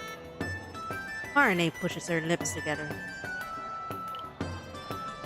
I think he's afraid you'll turn him into a frog if you don't like the food. No mage can do such a thing. Really? Why do you sound so relieved? Silence falls among you. How's the music though? I know. Oh! Bro, why is there a... What's happening there? Why are people leaning on you while you sing? You know what? Let's focus on the music. There's the bard right there. From your elevated position, you can see Alfion sitting on a sofa, plucking the strings of his lute despite the people draped around him. You have never heard the song before, but many people are tapping the tables to the beat. Does the minstrel not sing? When there are children around, the filthy songs become instrumental. Oh, shit. No body songs. The stairs shake suddenly. The innkeeper appears with a tray. You might not be hungry, but the hearty smell is tempting. Thank you. Silas is already taking handfuls of the meat. You want some? Don't speak while chewing. Miss. Are you not hungry? I mean, we're not, but we should take some of the food. You take a thin stripe of beef under Marane's watchful gaze. Silas devours the food, so dinner doesn't take long. What do you say? Time to see if they stitch the cover together. Once you're closer to the halls, Marani clears her throat. I will retire for the night. You know the way back to your halls? Marani ignores her and hands you a small key, the one for the safe house. Have a good evening. You too. She leaves, and as soon as she's out of earshot, that was the most awkward dinner I've ever had. I mean, we are still strangers. That's true, but when they have dinner together, even strangers share something to become less strangers to each other. I'm not blaming you for the silence. You lost your memories. Who are you blaming then? The miss. I bet she doesn't want to talk to us. She lives for her secrets. She told the seamstress about the halls. Really? That means she doesn't want to tell me. He makes a face. When you arrive at the stitch and seam, the mattress is ready. Aw, I could have put the stuffing in myself. It was no bother, really. You're almost tempted to ask her about Emilia, but that might sound suspicious. Besides, you already know where to find her. Zilla secures the mattress on the wheelbarrow. I'll need your help with this. There are no street lamps in the eastern hold, and by the time you reach the safe house, the streets are dark. Can't see anything. If this topples over, I'm gonna cry. The dark shadows that tinge the streets let you in on the shapes they hide. You can see clearly despite the darkness. The mist gave you the key to the place, right? Why is the wheelbarrow inside? Wouldn't want it to get stolen again. Wait, you stole it? Silas has a big grin on her face.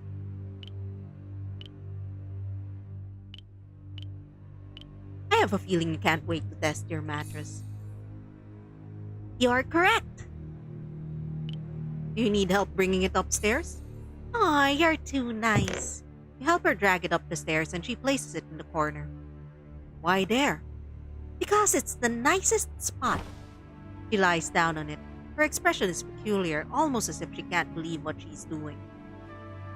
The candles! I'll snuff them out. Thanks. Good night.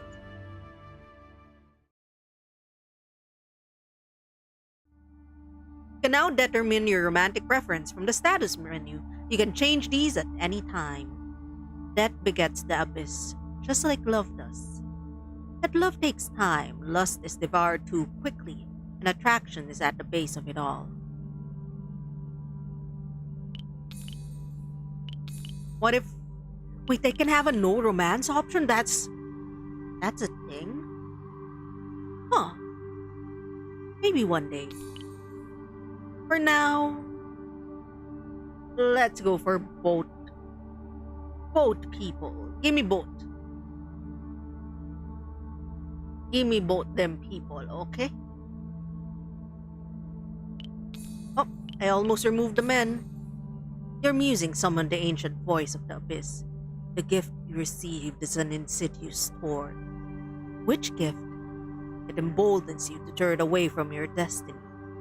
First Marani with fate, now you with destiny. What is it that you want me to do? The abyss does not speak anymore. Answer me, please.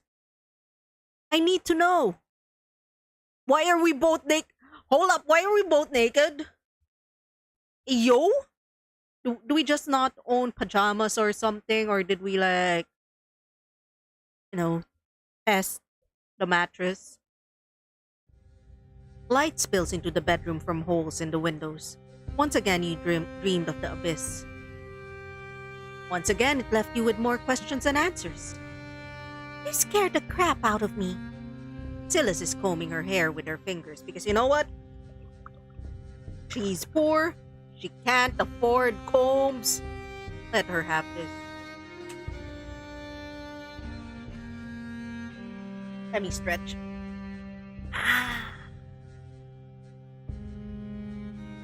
Did you have a nightmare? I mean, we did, right? That it was kind of a nightmare. Also, I have chips. I'm sorry. I'm sorry. we... Silas puts her vest and walks to the boarded windows. It's early. It'd be nice if we could stop by an outhouse and a fountain before the mist arrives and gives us grief. Like, oh, right, because we don't have... Yeah, we don't have a toilet. We need to shit at an outhouse. Sounds like a plan. I'm crunching meat. You're splashing some water over your face when someone nearby gasps. You didn't kill anyone, did you? A woman with deep bags under her eyes drops a bloody mattress sleeve in the washing basin on the fountain. No, but I came this close to it. You exchange a look with Silas. The coughing kept waking me up. He begins rubbing the bloody fabric together. You're telling me he was coughing all of that?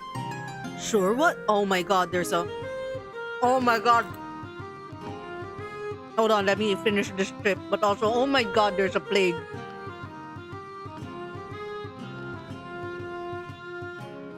What if it's contagious?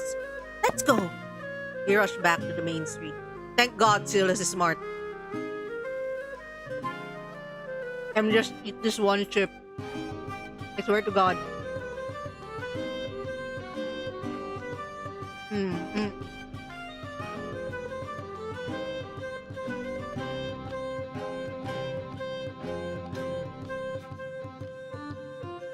Alright, chip eaten. My soul is cleansed. Are you really going to bring the wheelbarrow back? Of course! What about you? What's the plan for today? You need to visit the seamstress in Ilia and see if there's something you can do to understand what the Whisper wants. But should you tell Silas? Or telling her she's our baby girl. Why? Need something done? What are you two doing here? Marane approaches you with a basket in her hand. The smell makes you think of fig pie. We were at the fountain. Refreshing ourselves since we can't snap our fingers and have water at will. Marani's biting rebuttal is cut off by Silas's sudden excitement. Is that breakfast? You unlock the front door for them. As soon as Marane places the basket on the table, Silas uncovers the treat within. A fig pie cut into neat slices. A blink later and one is already in her mouth. I might have to bring the wheelbarrow back. Don't speak while chewing. I promised the apprentice I would. The peony also told me she has something she wants to do. Really? I'd like to visit the stitch and seam again. I never asked you. While we were perusing the fabrics, if anything caught your eye, my apologies. Are you getting a new blouse? I don't know yet. We're investigating. What do you mean?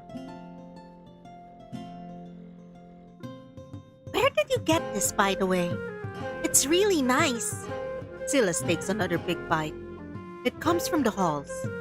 Marane smirks as Silas's chewing slows down to a halt. Huh. He gulps down the food before standing up. Stay here while I return the thing, It won't take long. Why does Silas not like magic? I wanna know. Marane sighs deep and frustrated. Help me understand her dislike for the halls.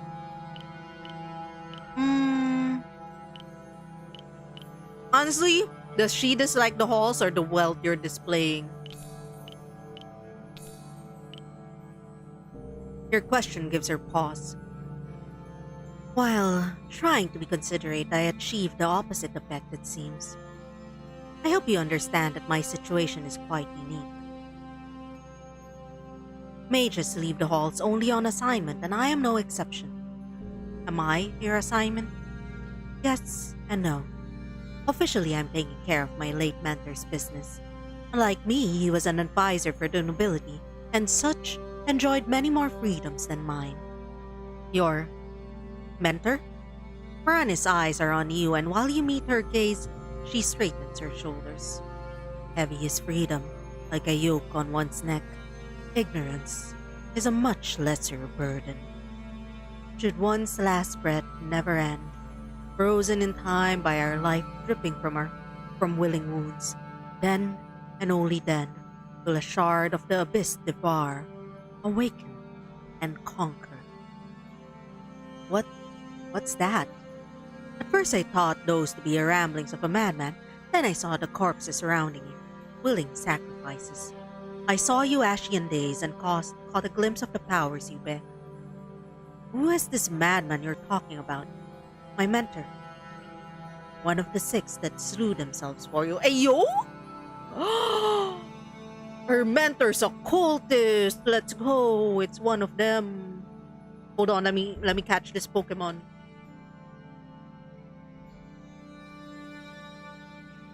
Mine now. Let's go. Okay. Tell me. What is the abyss? I don't know. I really don't know. I don't know, baby girl. How could he not know? Are you not its envoy? How do you know? The madman called you that. He also wrote that you would be born of a soul devoured. The memories we have been helping you chase. None exist. You already know this and have been lying for nothing? How dare you waste my lies? I don't regret lying, by the way. I didn't want to lie to you. I don't blame you for it. You were acting out on your best interest. We shouldn't tell Silas. Nah, I'm gonna tell her. Why would you risk losing her support? I can already picture her becoming agitated and not believing you. I don't think she would be accepting of you if she knew. Nah, she's gonna accept us because she's our baby girl, okay? She's baby girl. There is another problem, of course. He gestures at your face. This body you are inhabiting used to belong to someone else. You must have had a family, friends, perhaps a lover. What happens if one of them recognizes her in you?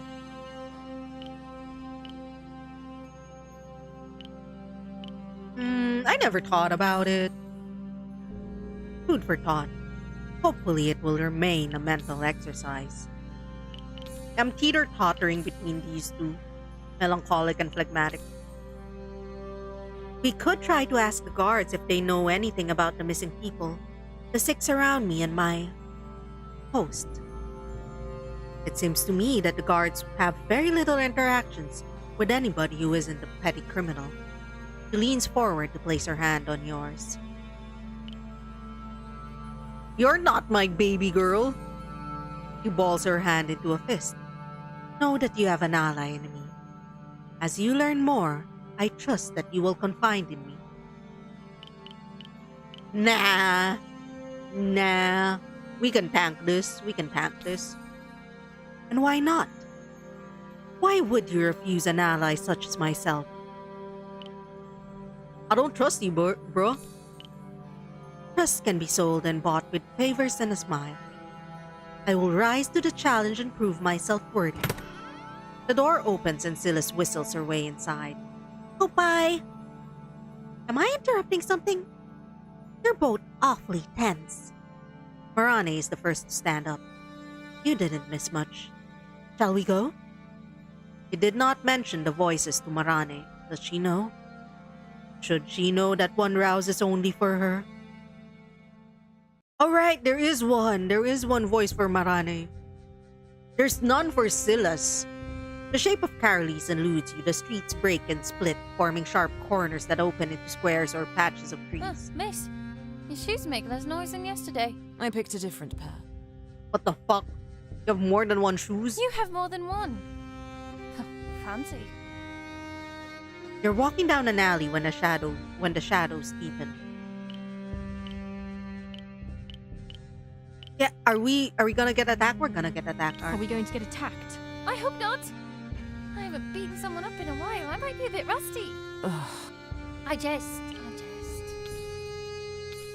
The music is a little too loud, yeah? You all turn to face a stranger, a lonely figure standing in the middle of the alley. A hood hangs low over their face, obscuring their features. Her clothes are matted and torn, similar to those of the vagrants that roam Carolis. Good morning. I'm glad to see that you have some manners. The figure salutes. Hey!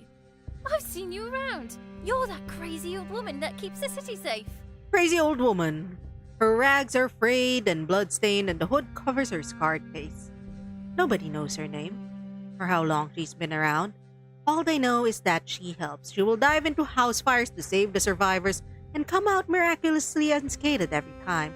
She will find the spawn of hell, those that murder, those that violate, and beat them blue or break their bones, and when she has truly had enough, send them to the dust to be judged she murders. But also, go for it, crazy grandma.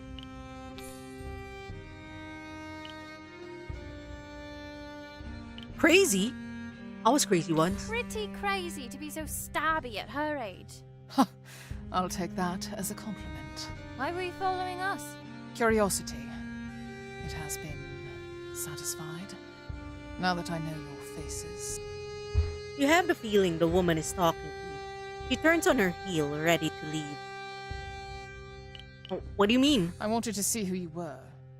Nothing more, nothing less. Farewell. Marane and Scylla seems as confused as you are. She is famous, you said? If the guards get too rowdy, she makes sure they behave. And when they're too lazy to catch someone really bad, she... Scylla draws an imaginary line across her She neck. murders them? Yeah? Yeah?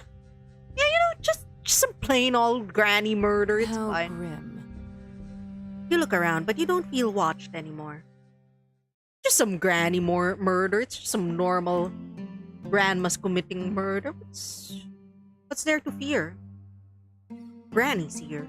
The windows of the pawn shop are covered in the intricate floral pattern started yesterday. This time there are lights coming from inside the shop. It's open! Let's go in! A complex smell wraps around your nose as you enter. Old polished wood, ancient velvet, wax. Yo, this place looks weird. Hold up. Yep. Oy, Pelepens! I'm joking. Oh my god, it's the singing bass.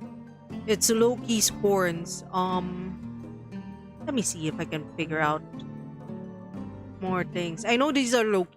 I could be wrong. Honestly, I could be wrong. Maybe I should just stop guessing. What the fuck is this jump scare over here? The inside is cramped. Every surface is covered in trinkets that range from marble statues to necklaces to stuffed animals, all meticulously tagged with a piece of cloth. Good morning. Voice acting. Hidden behind a pile of books and scraps that cover the counter, a robed man stands up to welcome you. An old scar cuts through his face from forehead to cheek. What happened to the old people who used to run this place? They embraced the Lady of Dusk some time ago. I guess that's how they I'm say their they're son. dead. May she guide them far beyond. He thanks her with a nod. Given his foreign garments, you almost expect him to have an accent, but he speaks with an ease of a native. As the man gestures, the intricate tattoo on his arm catches the light. No, it isn't a tattoo. Just like the patterns etched on the dusty windows, this riot of flowers has been carved on his skin. Is everything here for sale? Every tagged item on display? Yes. Marane smiles, pleased, and starts looking around. Scylla shrugs and heads in the opposite direction because she can't pay for shit. She's poor. May I help you with anything? When he looks at you, the smile drains from his face. Huh. Tense like a bowstring, he holds his breath. Your eyes are hauntingly beautiful. Thanks, but Scylla's is already our baby girl, so you know what? For years I have seen flowers of their color bloom in the nooks and crannies of my dreams. Ugh. Ugh. Ew. Thanks. Do we know each other, bro? Do we know each other? We do not. Do you tell just anyone that you've been dreaming of them? Only if it is true. Unless it is true, then that's... If that's true, then that's us. I wish to purchase these items. Marane comes back with a hand mirror and a small glass jar. What's in there? That'd be a perfumed unguent. That would be a perfumed unguent, I believe. What for? The house? My own personal use. Marane placed items on the little free space on the counter. Hey you! Do you still accept collaterals? My name is Malik, and I will once I finish. He pats the pile of documents. This. Huh. Will take you a while. Malik takes an old pair of scissors and removes the tags. I'm gonna read the documents. It seems to be the impassionate description of a set of jewelry with a large amount of gemstones. Someone scribbled shakily in the margins. Matching box? You look around for the pieces mentioned in the document, but they don't seem to be on display. Malik places 2 cloth tags next to each other and squints. 1 silver piece and 6 iron, please. As Silas whistles, Marane slides her hand on the side of her waistband and takes out a string jingling with coins. Wait, how much? 1 silver piece? Holy shit, man. Here you are. I trust this can be delivered to the halls. He places an additional iron coin to the counter. Malik fails to conceal his surprise. To what name? Indagatrix Emerita Marane. He bows. You shall expect a delivery from me then. I will come back. I saw so many wonderful things.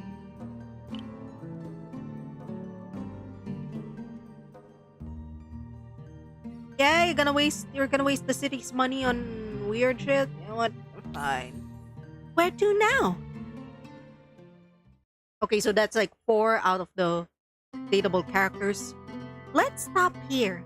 Silas points at the stalls at the far end of the square. The house needs rags, some buckets, candles. I will stay here while I take care of it. Can't we come with you? Well, if I bring 2 well-dressed misses with me, I can't bargain anymore, can I? They'll assume I can pay in full. You don't need to bargain in the first place. So, stay here. I'll be right back. Marane sighs.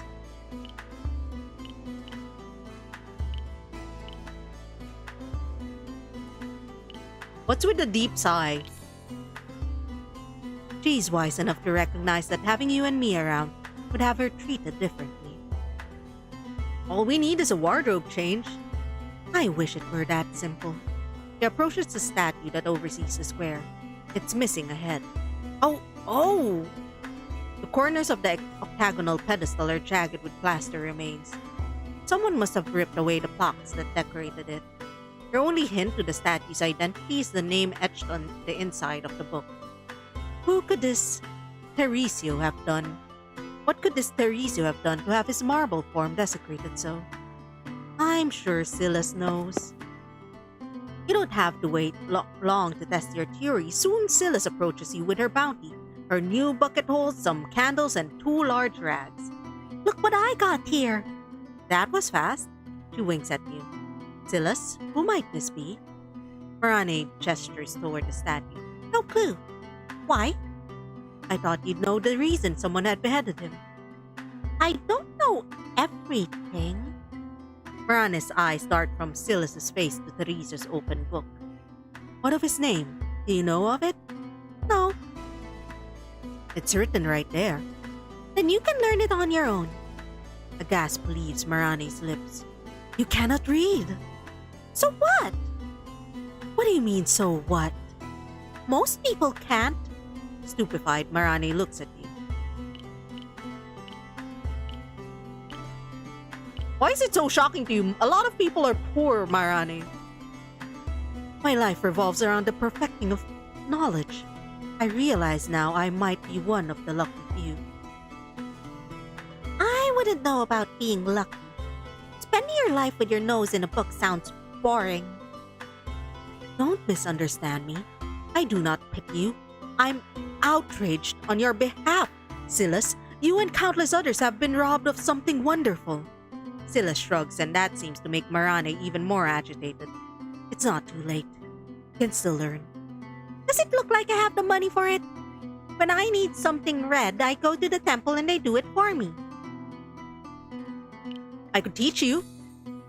That sounds like a bad idea. Like a fun idea, you mean? You mull over what Basilis just said. Temples offer reading services? Yeah.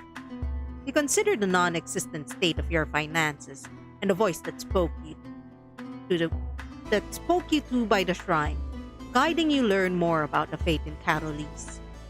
Are the services granted for a fee? A donation. It's not mandatory, but I always try to drop a couple of coins because, you're doing it for the Lady of Dawn. Is it something that speaks to you? I guess. Fernie accepts your answer with a hum. The temple's quite a walk from here. With Anilia's workshop is about a street away. We still don't know why she roused the whisper of all people. Geniality is unbefitting of her. You're stunned for a moment as the roar that tore through your thoughts abandons its composure. Are you all right? You much prefer the voices to be whispers. It's nothing. You don't want to impose over the seamstress, but it seems you have to. The best way to go about it would be, inviting Anilia to the Rose to get her to talk, having Anilia to work on a piece for you. Yeah, this seems like the smartest thing. Then you remember you cannot afford even a scrap of fabric. I want to do something, but... Your eyes fall on the workshop. But you require money. Fear not, I set some of my stipend aside for you. I appreciate it. I'd like for Anilia to make me a garment. I've heard that name before. She's the seamstress from yesterday. What business do you have with her? Lie. We're gonna lie. We're gonna lie so much. I enjoyed her presence yesterday and I thought I could make an acquaintance. How formal. I call those friends. Marani's lips form a thin smile, but she doesn't push the issue. My offer of covering the expense still stands. Yeah, well, I'm a lying liar who lying lies. You approach the stitch and seam. The thread is spun and weaved into fabric. Several people are sitting on the floor and the table. Good morning again, miss. Is there anything I can do to help you today? I'd like to have a garment made. I'd be happy to help with that. What are you looking for? What about a blouse more suited for the sweltering months ahead of us? Good one. You're going to bake alive like that in a few weeks. Why don't we take at the fabric I have on hand at the moment? Shadows obscure the edge of your vision, and once they have your attention, they dart towards the back. Oh, it points us to Anilia. I would hate to impose, but I have a question. Ask away, I'm here for that. Would it be possible to work with someone specific? Oh, but why would you? I can't guarantee the quality of the stitching and it will take longer, of course. Her eyes fall on Marane. If you truly insist. She does. I will call for her. You're going through a lot of effort to make a new friend. It's a bit creepy. Marane coughs. The seamstress is more than a mere friend to be. She is instrumental for what's to come. What does that mean? How does Marane know with such a... How does she know? How do you know? Oh, so she makes you remember? Something along those lines. Anilia approaches you looking troubled. Good morning. Good morning. I hope my request didn't trouble you. It did not, but it made me curious. Should spin a story so that the situation appears less sinister. Let's try to lie. I roll to lie. I've seen how reliable you are, and if I have to trust my future garment to anybody's hands, they might as well be the hands I find trustworthy. Oh, thank you. She takes a basket from under the table, overflowing with various scraps of fabric. We have most of these in hand. I recommend linen if you're looking for something to wear this season. The weaving is exceptionally fine in this sample. Marane begins picking scraps and setting them aside. This will take a while, I assume? No more than a couple of hours. Once you're happy with the material, we can discuss the style of the blouse and take some measurements. Yeah, I want to choose my own clothes. Isn't this fabric just perfect? She passes you some scraps. I like how it feels. It can be dyed if you want some color. I think you'd look good in green. Me too. After you settle for the material, Amelia starts taking your measurements. Your shoulders are quite narrow. Now raise your arms, please. Up. Her eyes keep flitting to Marinette? That's weird. Miss, I can't help but notice your left sleeve. What about it? It looks exquisite, the construction of it. I wonder if I could perhaps alter the sleeves to replicate it? What do you think?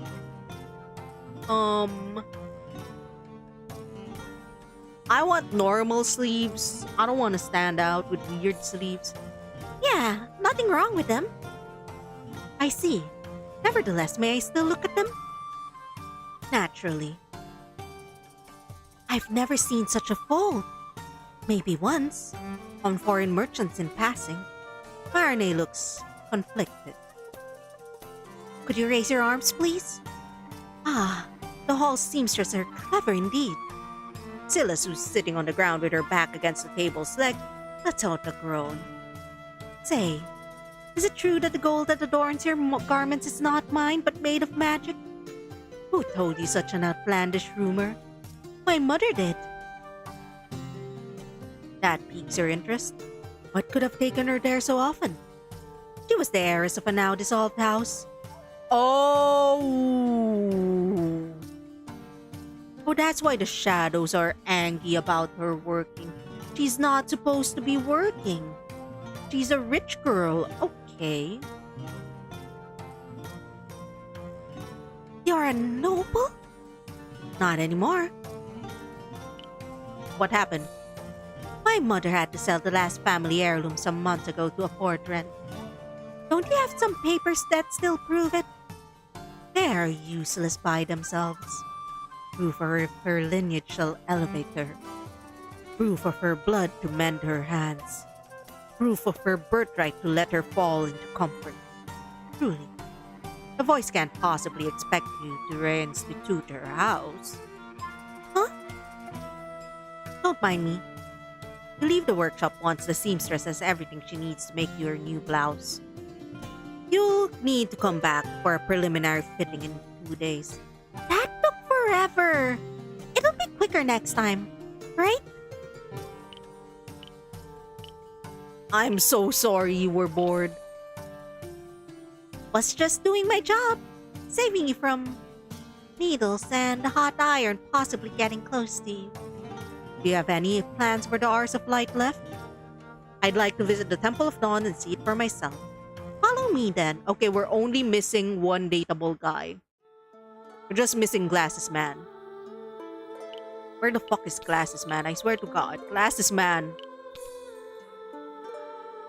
Many a bond has light seared in approval, promises of blood and exchanges of debt.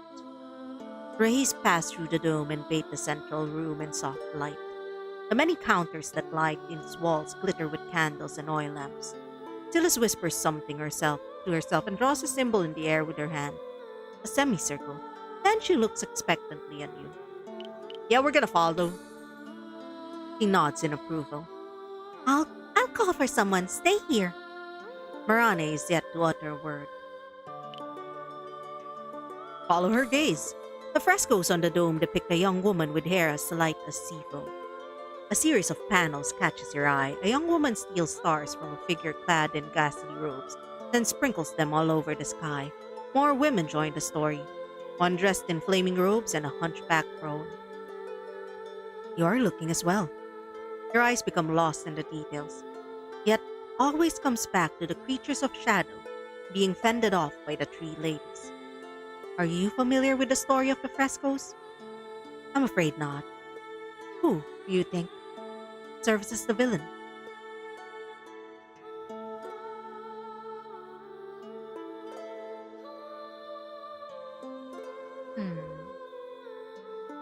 Is it us? Are we the baddie? Are we the baddie?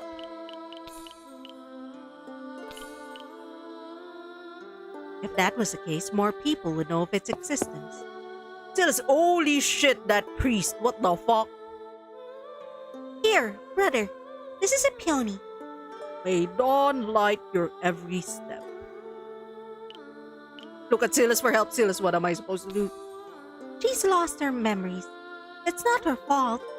I did not fault her for anything. He guides you towards one of the empty counters. There are sheets of yellow paper stacked underneath, quills and some ink pots, plus some candles. Come during the day and I will send a crier to alert the faithful. At the end of the day, some of the donations collected for the service will go to you, and the rest to the temple. Any questions?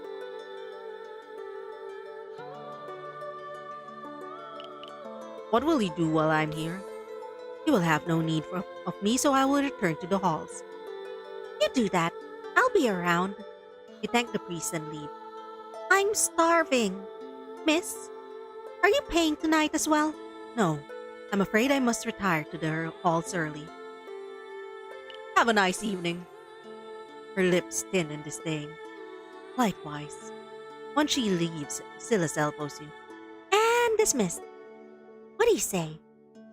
Time to go to the rose? Listen, Silas is my baby girl. The rose is overwhelming. Music, scents, countless voices, the dry heat of smoke. Take a moment to get used to it all and unclasp your cloak and hang it on the wall. Alpheon is lounging on the same couch as the day before, lute in hand, but the people draped around him are different. Snack the table before someone else does. He hurries to the counter. It's been a long day.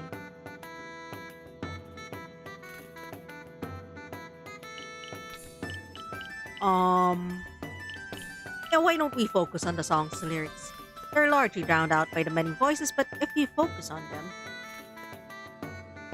Your nectar as sweet as honeyed wine, the delectable proof that you are mine.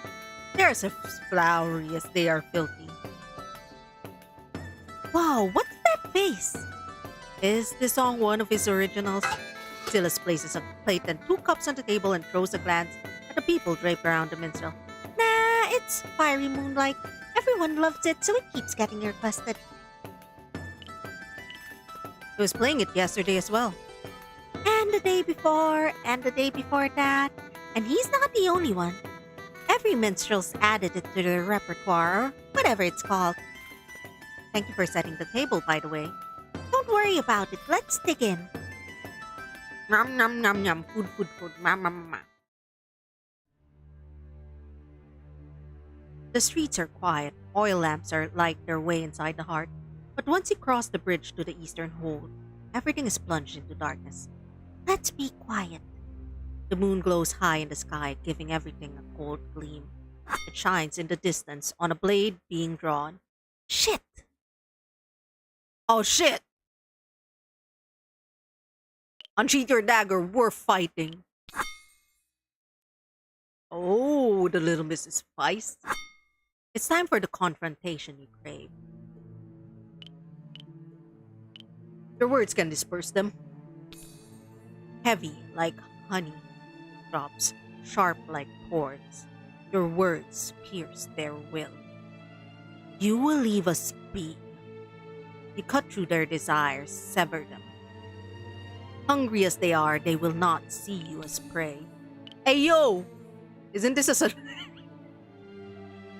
a VTM brain being like, isn't this a salubri ability, like safe passage or something?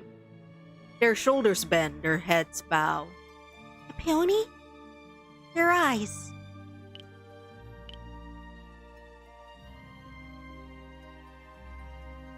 Nah, there's nothing wrong with them, it's fine.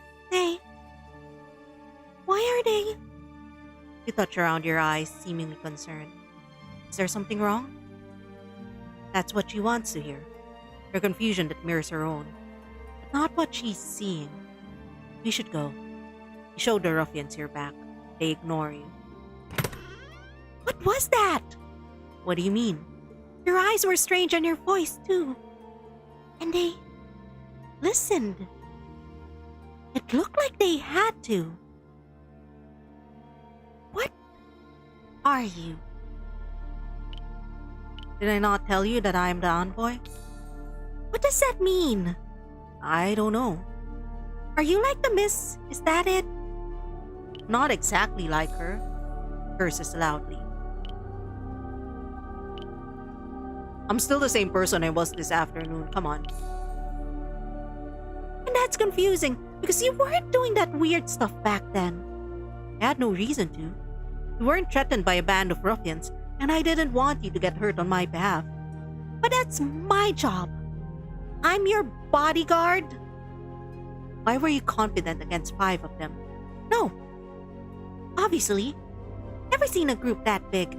Usually it's one person with sometimes a pal. There you have it. She frowns. Perhaps when I wake up, I'll realize it was all a very strange dream. Yeah. I think I'll do that. Hit the hay. Good night. Oh man, she didn't like it. Maybe we should have brainwashed her. Footsteps wake you up. They turn into creaking as Silas descends the stairs. You hear the door whine open then close. Is Silas still upset? You dress yourself and walk downstairs as well. The door to the privy is open and the 2 buckets are gone. The wooden table in the middle of the room still looks out of place, far too lavish for the rest of the place. The door swings open. Oh, Silas, baby girl! Oh, you're back! Hey, What's wrong? it wasn't a strange dream after all. It was real. What you did. He fears you. Why are you afraid of me? I won't harm you. Does the miss know? Is that why she acts so chummy with you? Has she always known? I think so. Silence falls between you. Silas takes one of the buckets and heads for the privy. I'll go refresh myself. All right. After you wash away sleep as well, you find her sitting at the table. I don't remember if you know how to use the dagger I gave you. I don't. She hums. When Marinee arrives, she brings a basket full of fragrant dark bread sprinkled with olives. Oh my god, thank you for the food! Something happened between the 2 of you. Silas glares at her. Silas should tell her herself. When Marinee doesn't let go of the basket, Silas reaches for the bread inside and starts munching on it. I know your little secret. Oh? Which one of the many? And do not speak while eating. Silas gulps down her bite before addressing her again.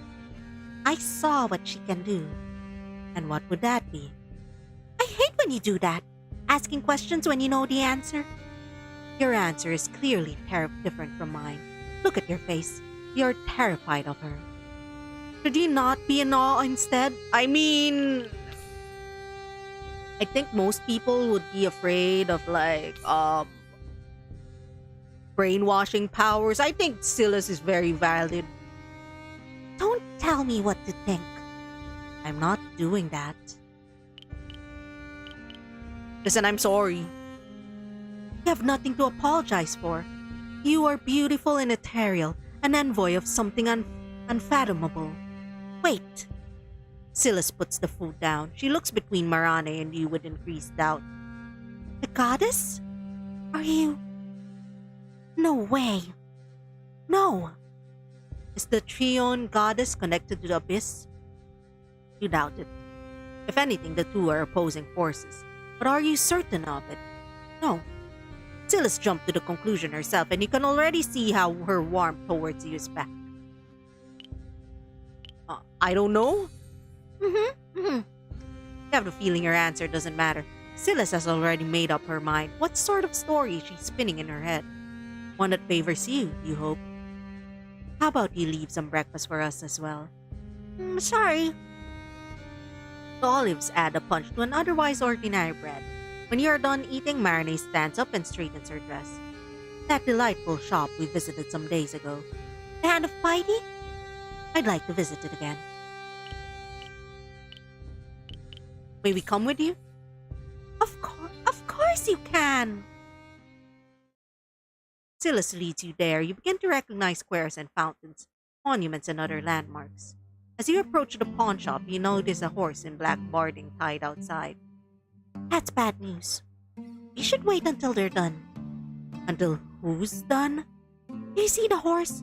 They're not allowed in the heart unless they're used by high-ranked people of the guilds. The kind you don't want to cross. Speak for yourself. Before Silas can whip back, the man in black, a black doublet and cloak, similar to yours, leaves the shop. He tips his hat to you before mounting the horse. It's only when he leaves that Silas resumes breathing.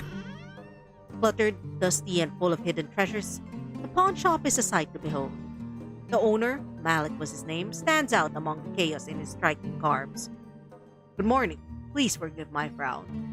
Is there anything I can help you with? Not at the moment, no. I will be looking around. Marani, how much money do you have? Baby girl, how much money does Marani have? Come on. Also, why? You know? How much, why, how, when, where?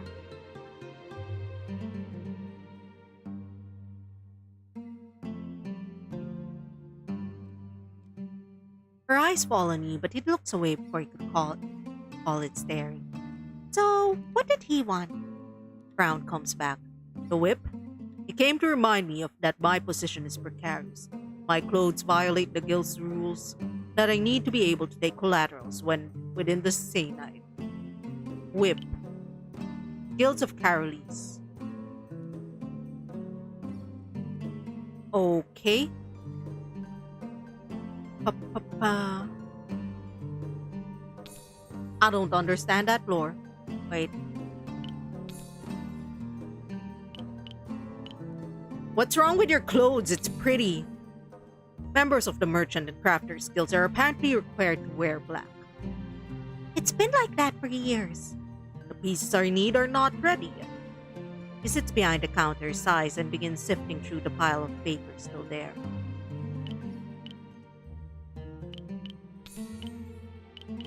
What happens if I look around by myself?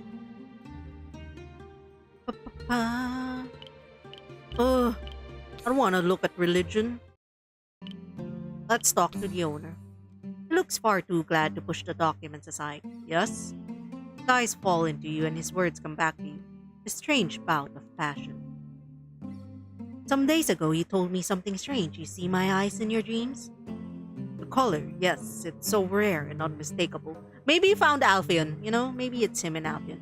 Just like anyone else, my dreams are a sequence of images stringed along by no logic. But there are always flowers at the corner of my vision. Growing among the tiles of a roof, adorning the headdress of a dancer, falling from murmuring lips. For years, they've populated my every dream. Every time I reach out to pluck them, his hands touch the riot of flowers carved on his arm. They wilt before my very eyes. Yeah, I can't believe you've never seen Violet around, though. I've chased dawn and twilight to catch a glimpse in the sky of such a shade.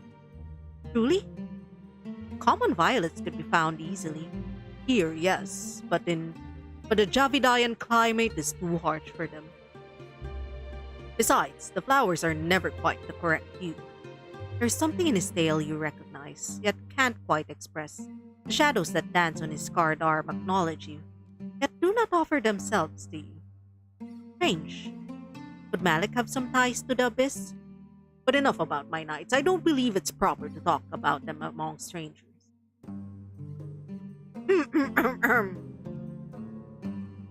We don't have to stay strangers, Malik, right? You don't have to.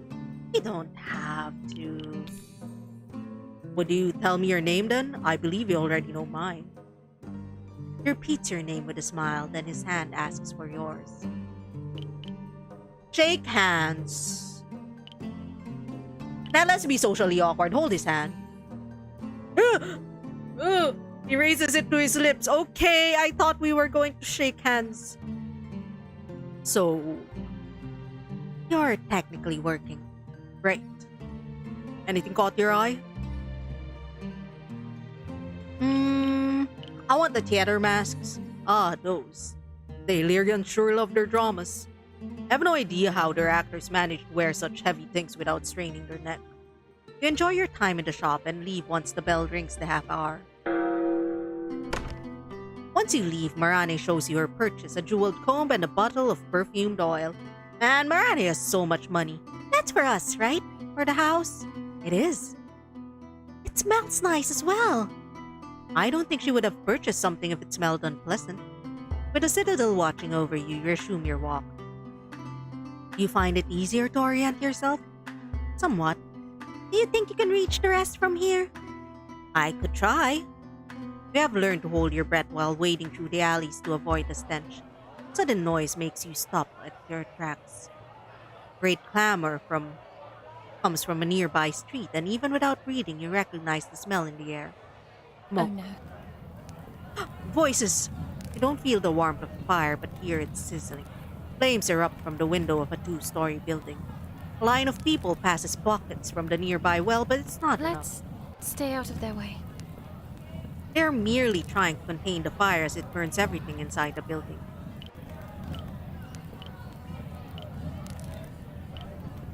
Is anyone stuck inside? Is anyone stuck inside? Hope not. That's a crappy way to die. Marane's panic turns into fearful resolve. She steps forward, her arms gently swayed in a frenzied monster. Holy shit, wait, is she allowed to do this? The sky crackles with thunder, Marane claws it open, and a torrent comes crashing down from a tier in the air. Her eyes are wide and scared. Controlled by her motions, the water drenched the buildings and chokes out the blaze among the cries of the bystanders. The magic it controls is not time. It summons winds that whip your hair on your face, and every time the water slams against the brick, its splashes are like ice-cold needles. Once the fire is extinguished, the soot black water disappears as Marane clenches her fists, a motion that repairs the tear in the sky as well. From the remains of the door, a figure emerges. A woman in rags. In her charred arms, a frail-looking boy coughs violently. She places the boy down, and you swear she smiles at you before disappearing into an alley. Our child now. Look for the vagrant. You follow her. Where are you going? Among the buckets and the people, you find her ducking into a shaded alley. Wait. Yes? Why did you do that? If not I, then who? Who would have helped that sickly boy? How did you know he was there?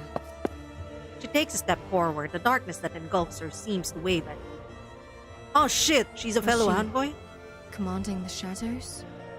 It can't be, yet you saw it with your own No eyes. use wasting time here. She's gone. Buckets lie abandoned at the side of the street. The crowd has split into small groups, some fearful, some concerned for the boy. There you are. Where did Marinette go? She is in trouble. Silas presses herself against a wall and peeks around a corner. You do the same. A hooded figure is talking with Marinette in one of We the have alleys. rules for a reason. Breaking them has consequences. Even for someone like you. Oh yeah, that wasn't allowed.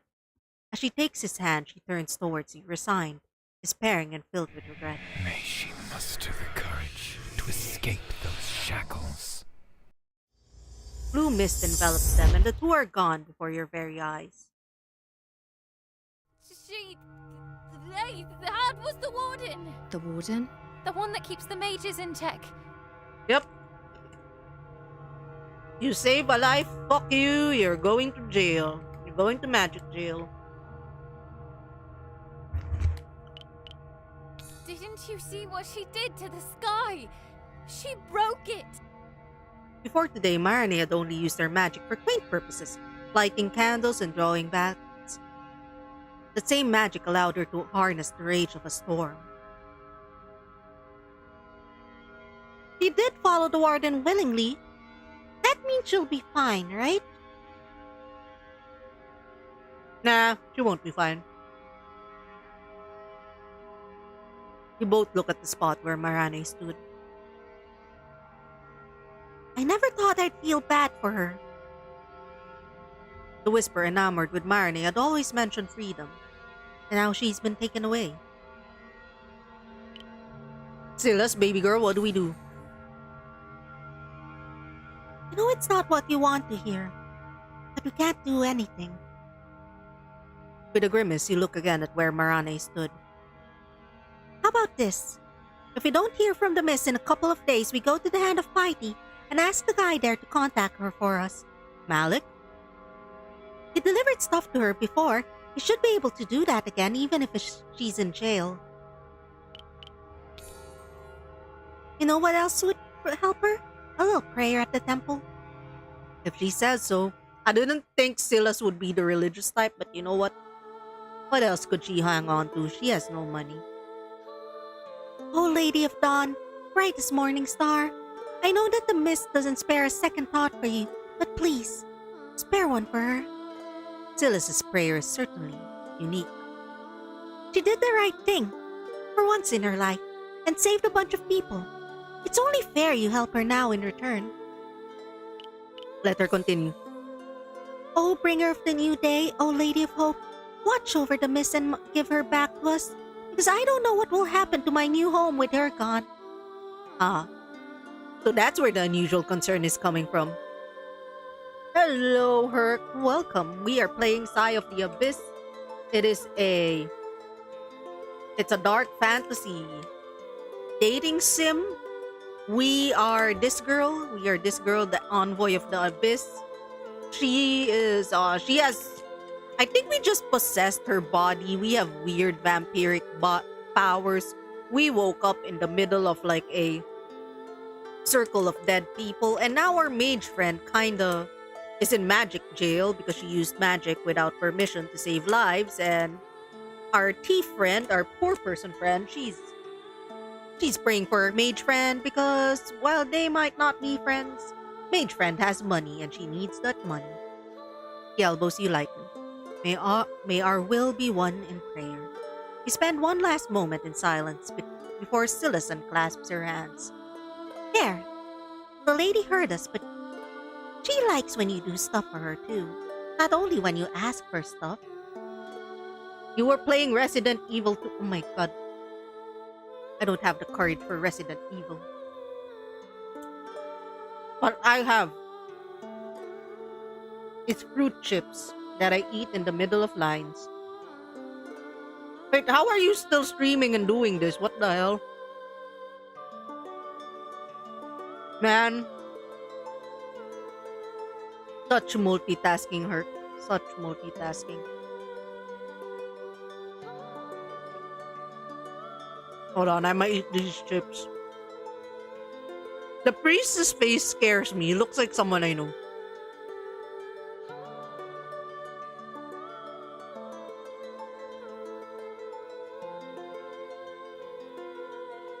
Wait, are we working the church now? Oh shit.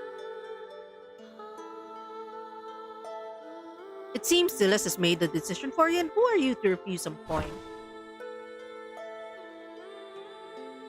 The priest leaves to inform the crier outside, and after several minutes, people begin to approach your table with various missives. Oh, we're reading for people for money. I've never heard of this word. How does one pronounce it? Your second encounter with someone from Banu Javidyar is with an elegantly dressed merchant.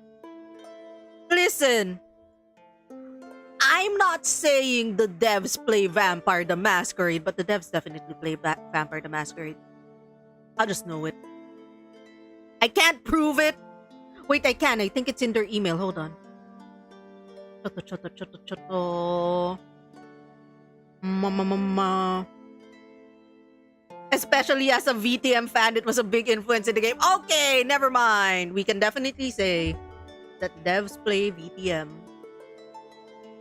You gather from your interactions with her that the Javidian alphabet is completely different from the one used in Carolese, and that makes deciphering bad handwriting even more of a challenge. This looks like a misspelling of crepuscular. I will tell my friend to revise the difference between the P and the Q. Thank you. Among the lighter messages, you notice several funerary notices for the countryside. A very few tears are shed. The people of Carolese seem accustomed to that. Every time your thoughts drift to Marinée and her predicament, someone in need approaches you. I'm so sorry, miss. I'd be grateful if you could read this for me. The servant hands you a crumpled scrap of paper that's with the scorch mark. It looks scavenged from a hurt. It says, "The infant had your brother's eyes." The use of past tense gives you pause. Yes? Recite the message to her we don't need to know. She inhales sharply. The Lady of Dusk took such a liking to them. A silent sob shakes her frame, choked out by her raspy breath, her eyes transfixed onto the scrap of paper filled with tears. Please sit down. She hunches over the table, still struggling to breathe. Her hands cradle her belly. She's drenched in dread so thick it steals air from her lungs. Oh my god, is she pregnant? Oh no. Breathe, please. Brother, she... One look is all he needs for what to do. He offers her his hands and does not flinch when her grasp is shaky and desperate. Breathe in, breathe out. Try to do it when I tell you. He nods towards you. Oh my god, is she giving birth? There's nothing to see here. When he leads her to one of the inner chambers, you follow them from a distance and stay at the doorstep. You're safe here. But my baby! A woman bearing the signs of a recent pregnancy. A message plucked from ashes and fire in an elegant script. Oh no. An infant returned to dusk. You don't know for how long she cries.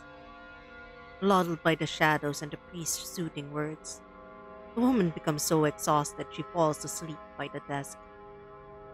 The priest approaches you with a troubled whisper. I'm afraid to ask what caused this. You show him the scrap of paper and he examines against the light. It bears no heraldry, a shade. Not like we'll be able to do much. His brow furrows. He's a servant of light, and yet shadows encroach upon his heart like thorns, making it bleed with rage. May she deny the murderers the succor of the heavens. Wouldn't the city guard be able to do anything?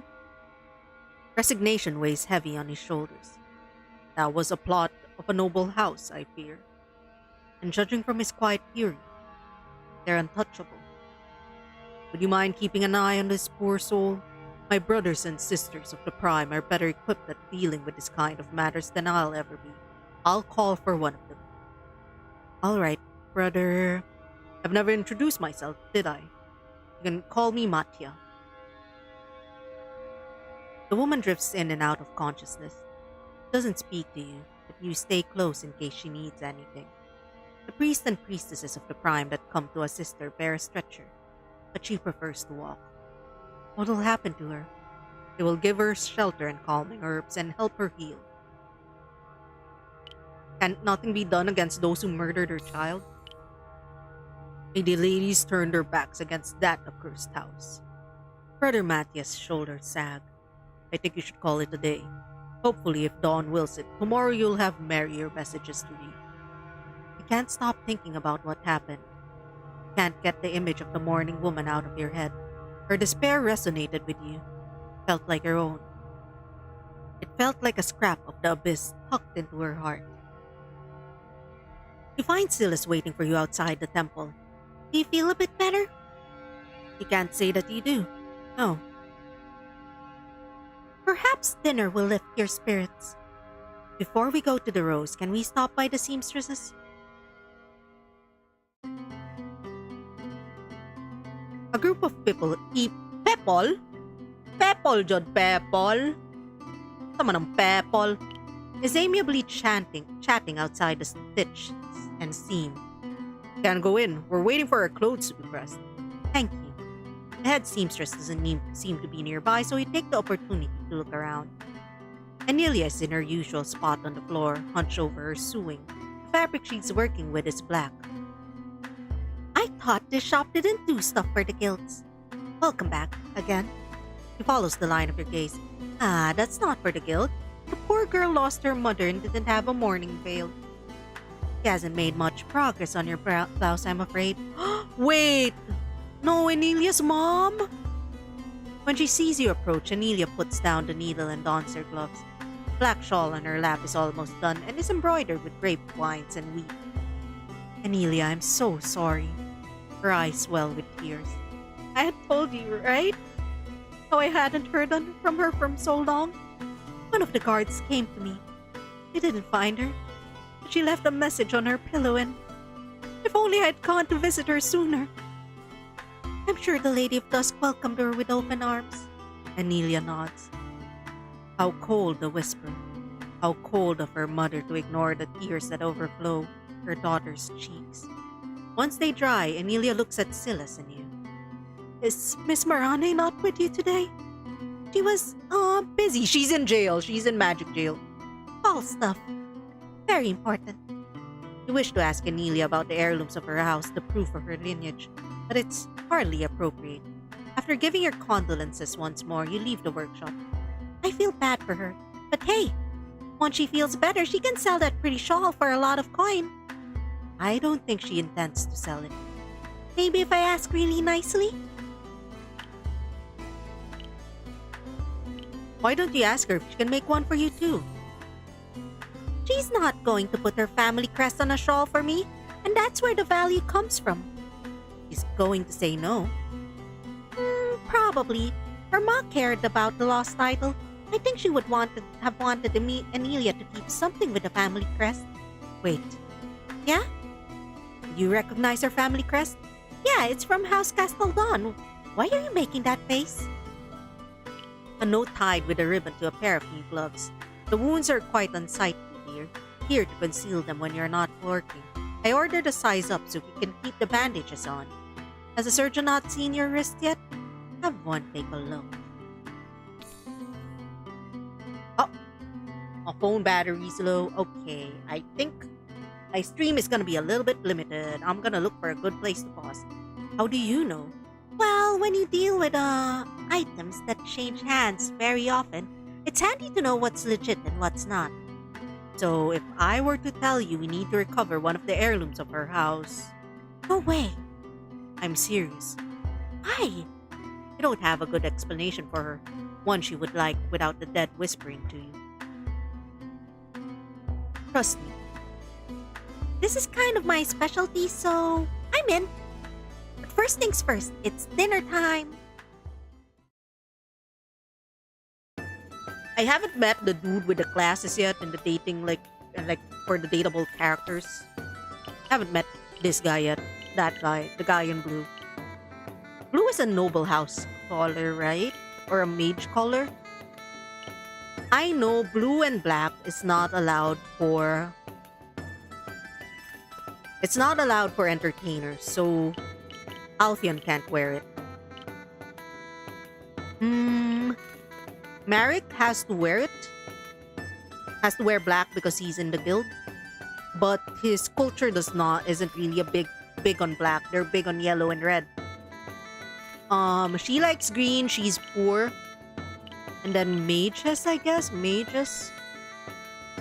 You've been to the Rose enough times that you know the way. Nice.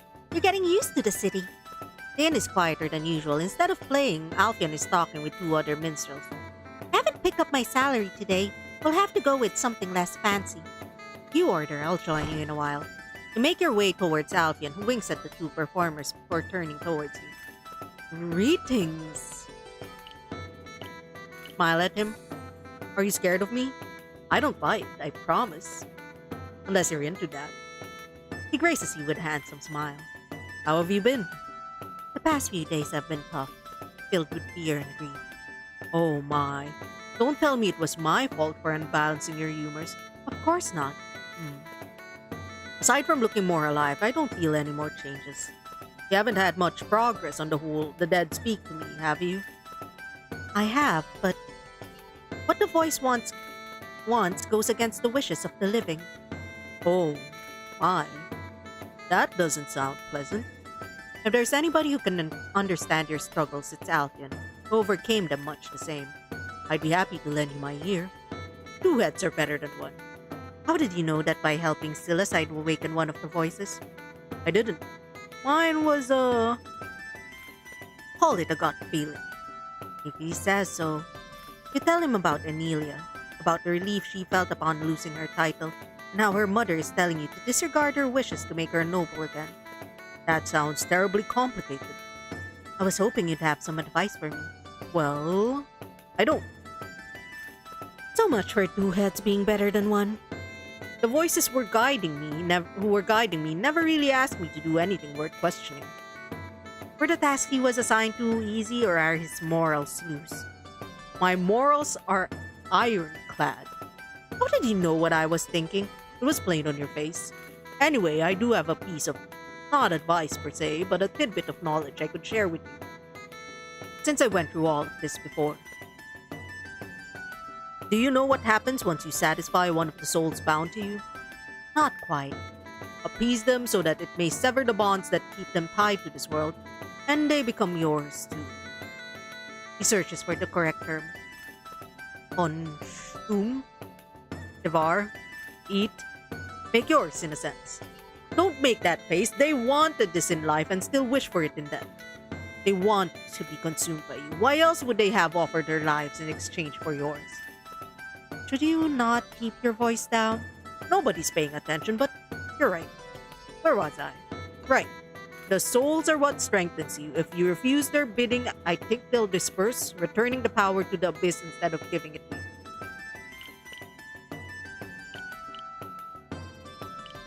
Yeah. How powerful of you if we never refuse them? That means I need to feed them and consume them? Not unless it makes you feel awful about it. Atri refused some of them and does not regret her decision. The name sounds familiar. Atri was alive 200 years ago. Did I just mention Atri? Oops. Did you not meet him by your statue?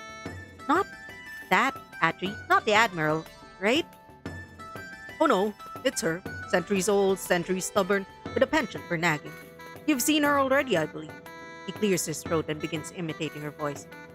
I don't need to look fancy, Alfian, told me some time ago, so I warned her. You're going to scare people away if your skin keeps splitting as you talk. So be it, was her reply. Guess what? The following day, Atri threw herself in the canal to save someone. Back on dry land, the poor thing she had rescued was so terrified of her, Is Atri the old lady? And that's what convinced her to get that dark hood she wears all the time. I did want to tell her I was right all along, but she looked plenty pissed off on her own. Did you fight with her often? That wasn't a fight, I was simply poking her. Your friend is looking for you, by the way. He waves at Silas. Do you know him? Not quite, not yet. Dare I say I'd love for that to change. Oh. Well, good luck with tonight's performance. She puts her hand on your shoulders and pushes you away. Sorry about that. I'm running low of funds. I can't cover his dinner, and I'd be really sad if I had to share my stew. You didn't find a table, so you eat by the counter. Do you think the miss is all right? I hope so.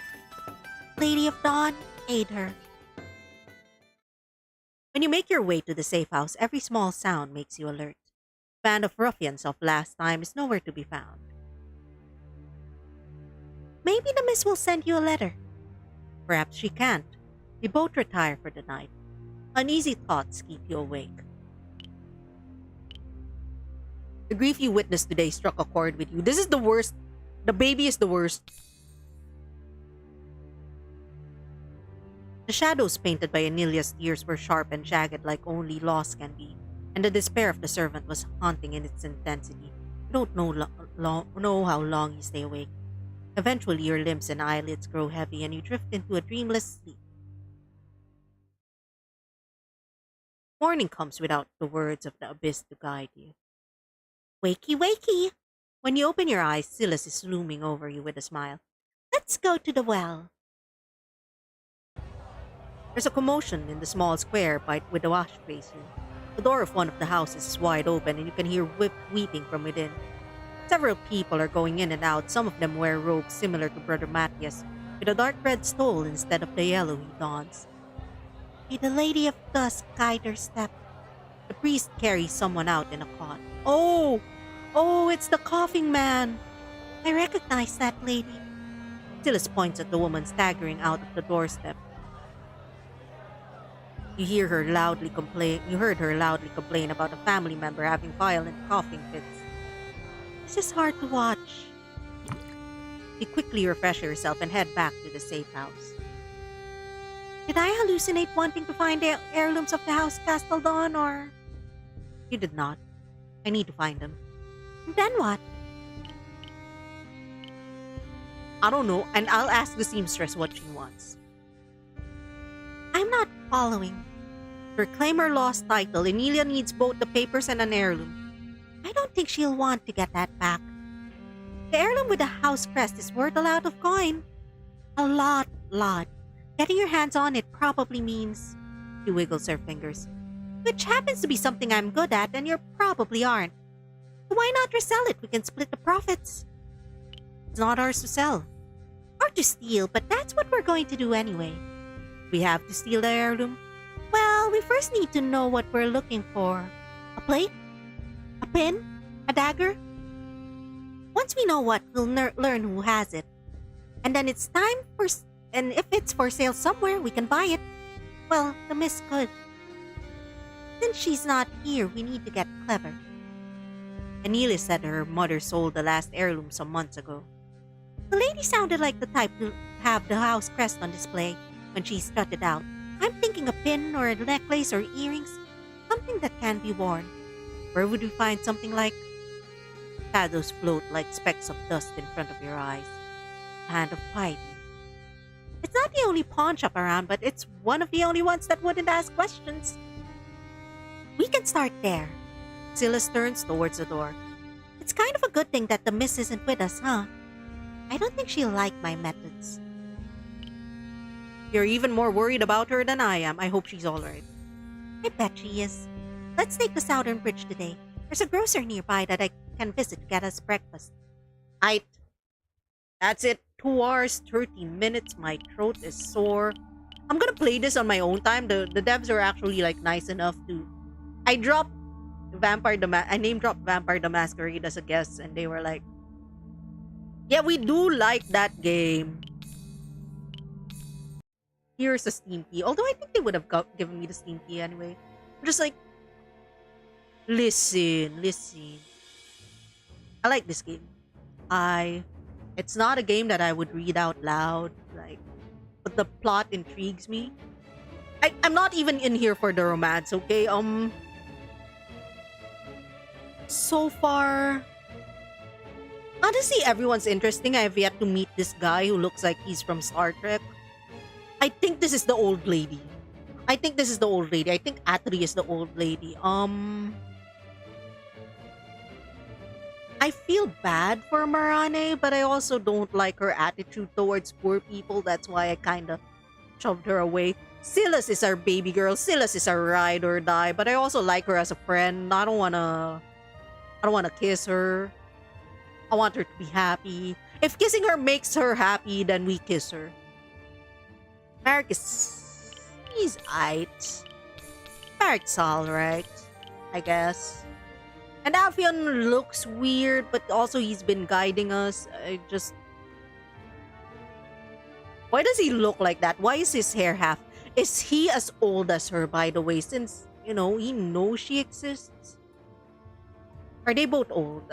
Do they both just, like, eat souls and are old? Is that a thing? What can I do with my powers of the abyss? I'm gonna snooze the ad because we're gonna raid out. Tomorrow it's probably the last dating sim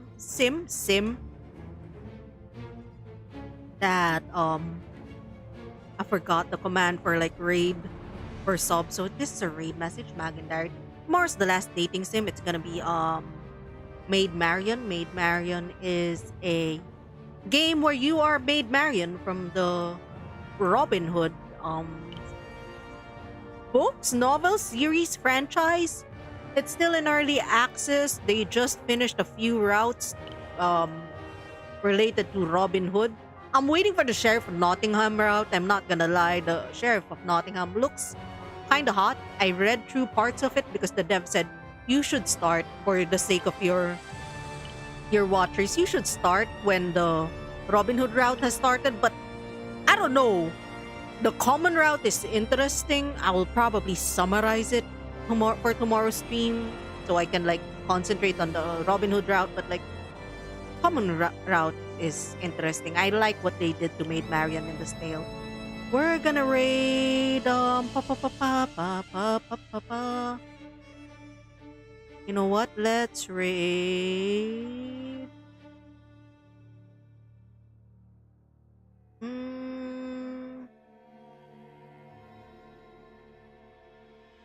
We're gonna raid. Raid.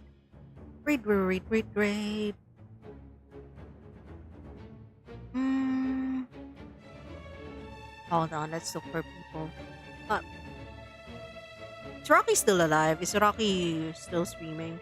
Okay, Rocky's still painting. We're gonna raid Rocky. It's been a while. It's been a while since we raided the Thunder God. And I'll see you next time. Maya muli. Paalam. Bye-bye.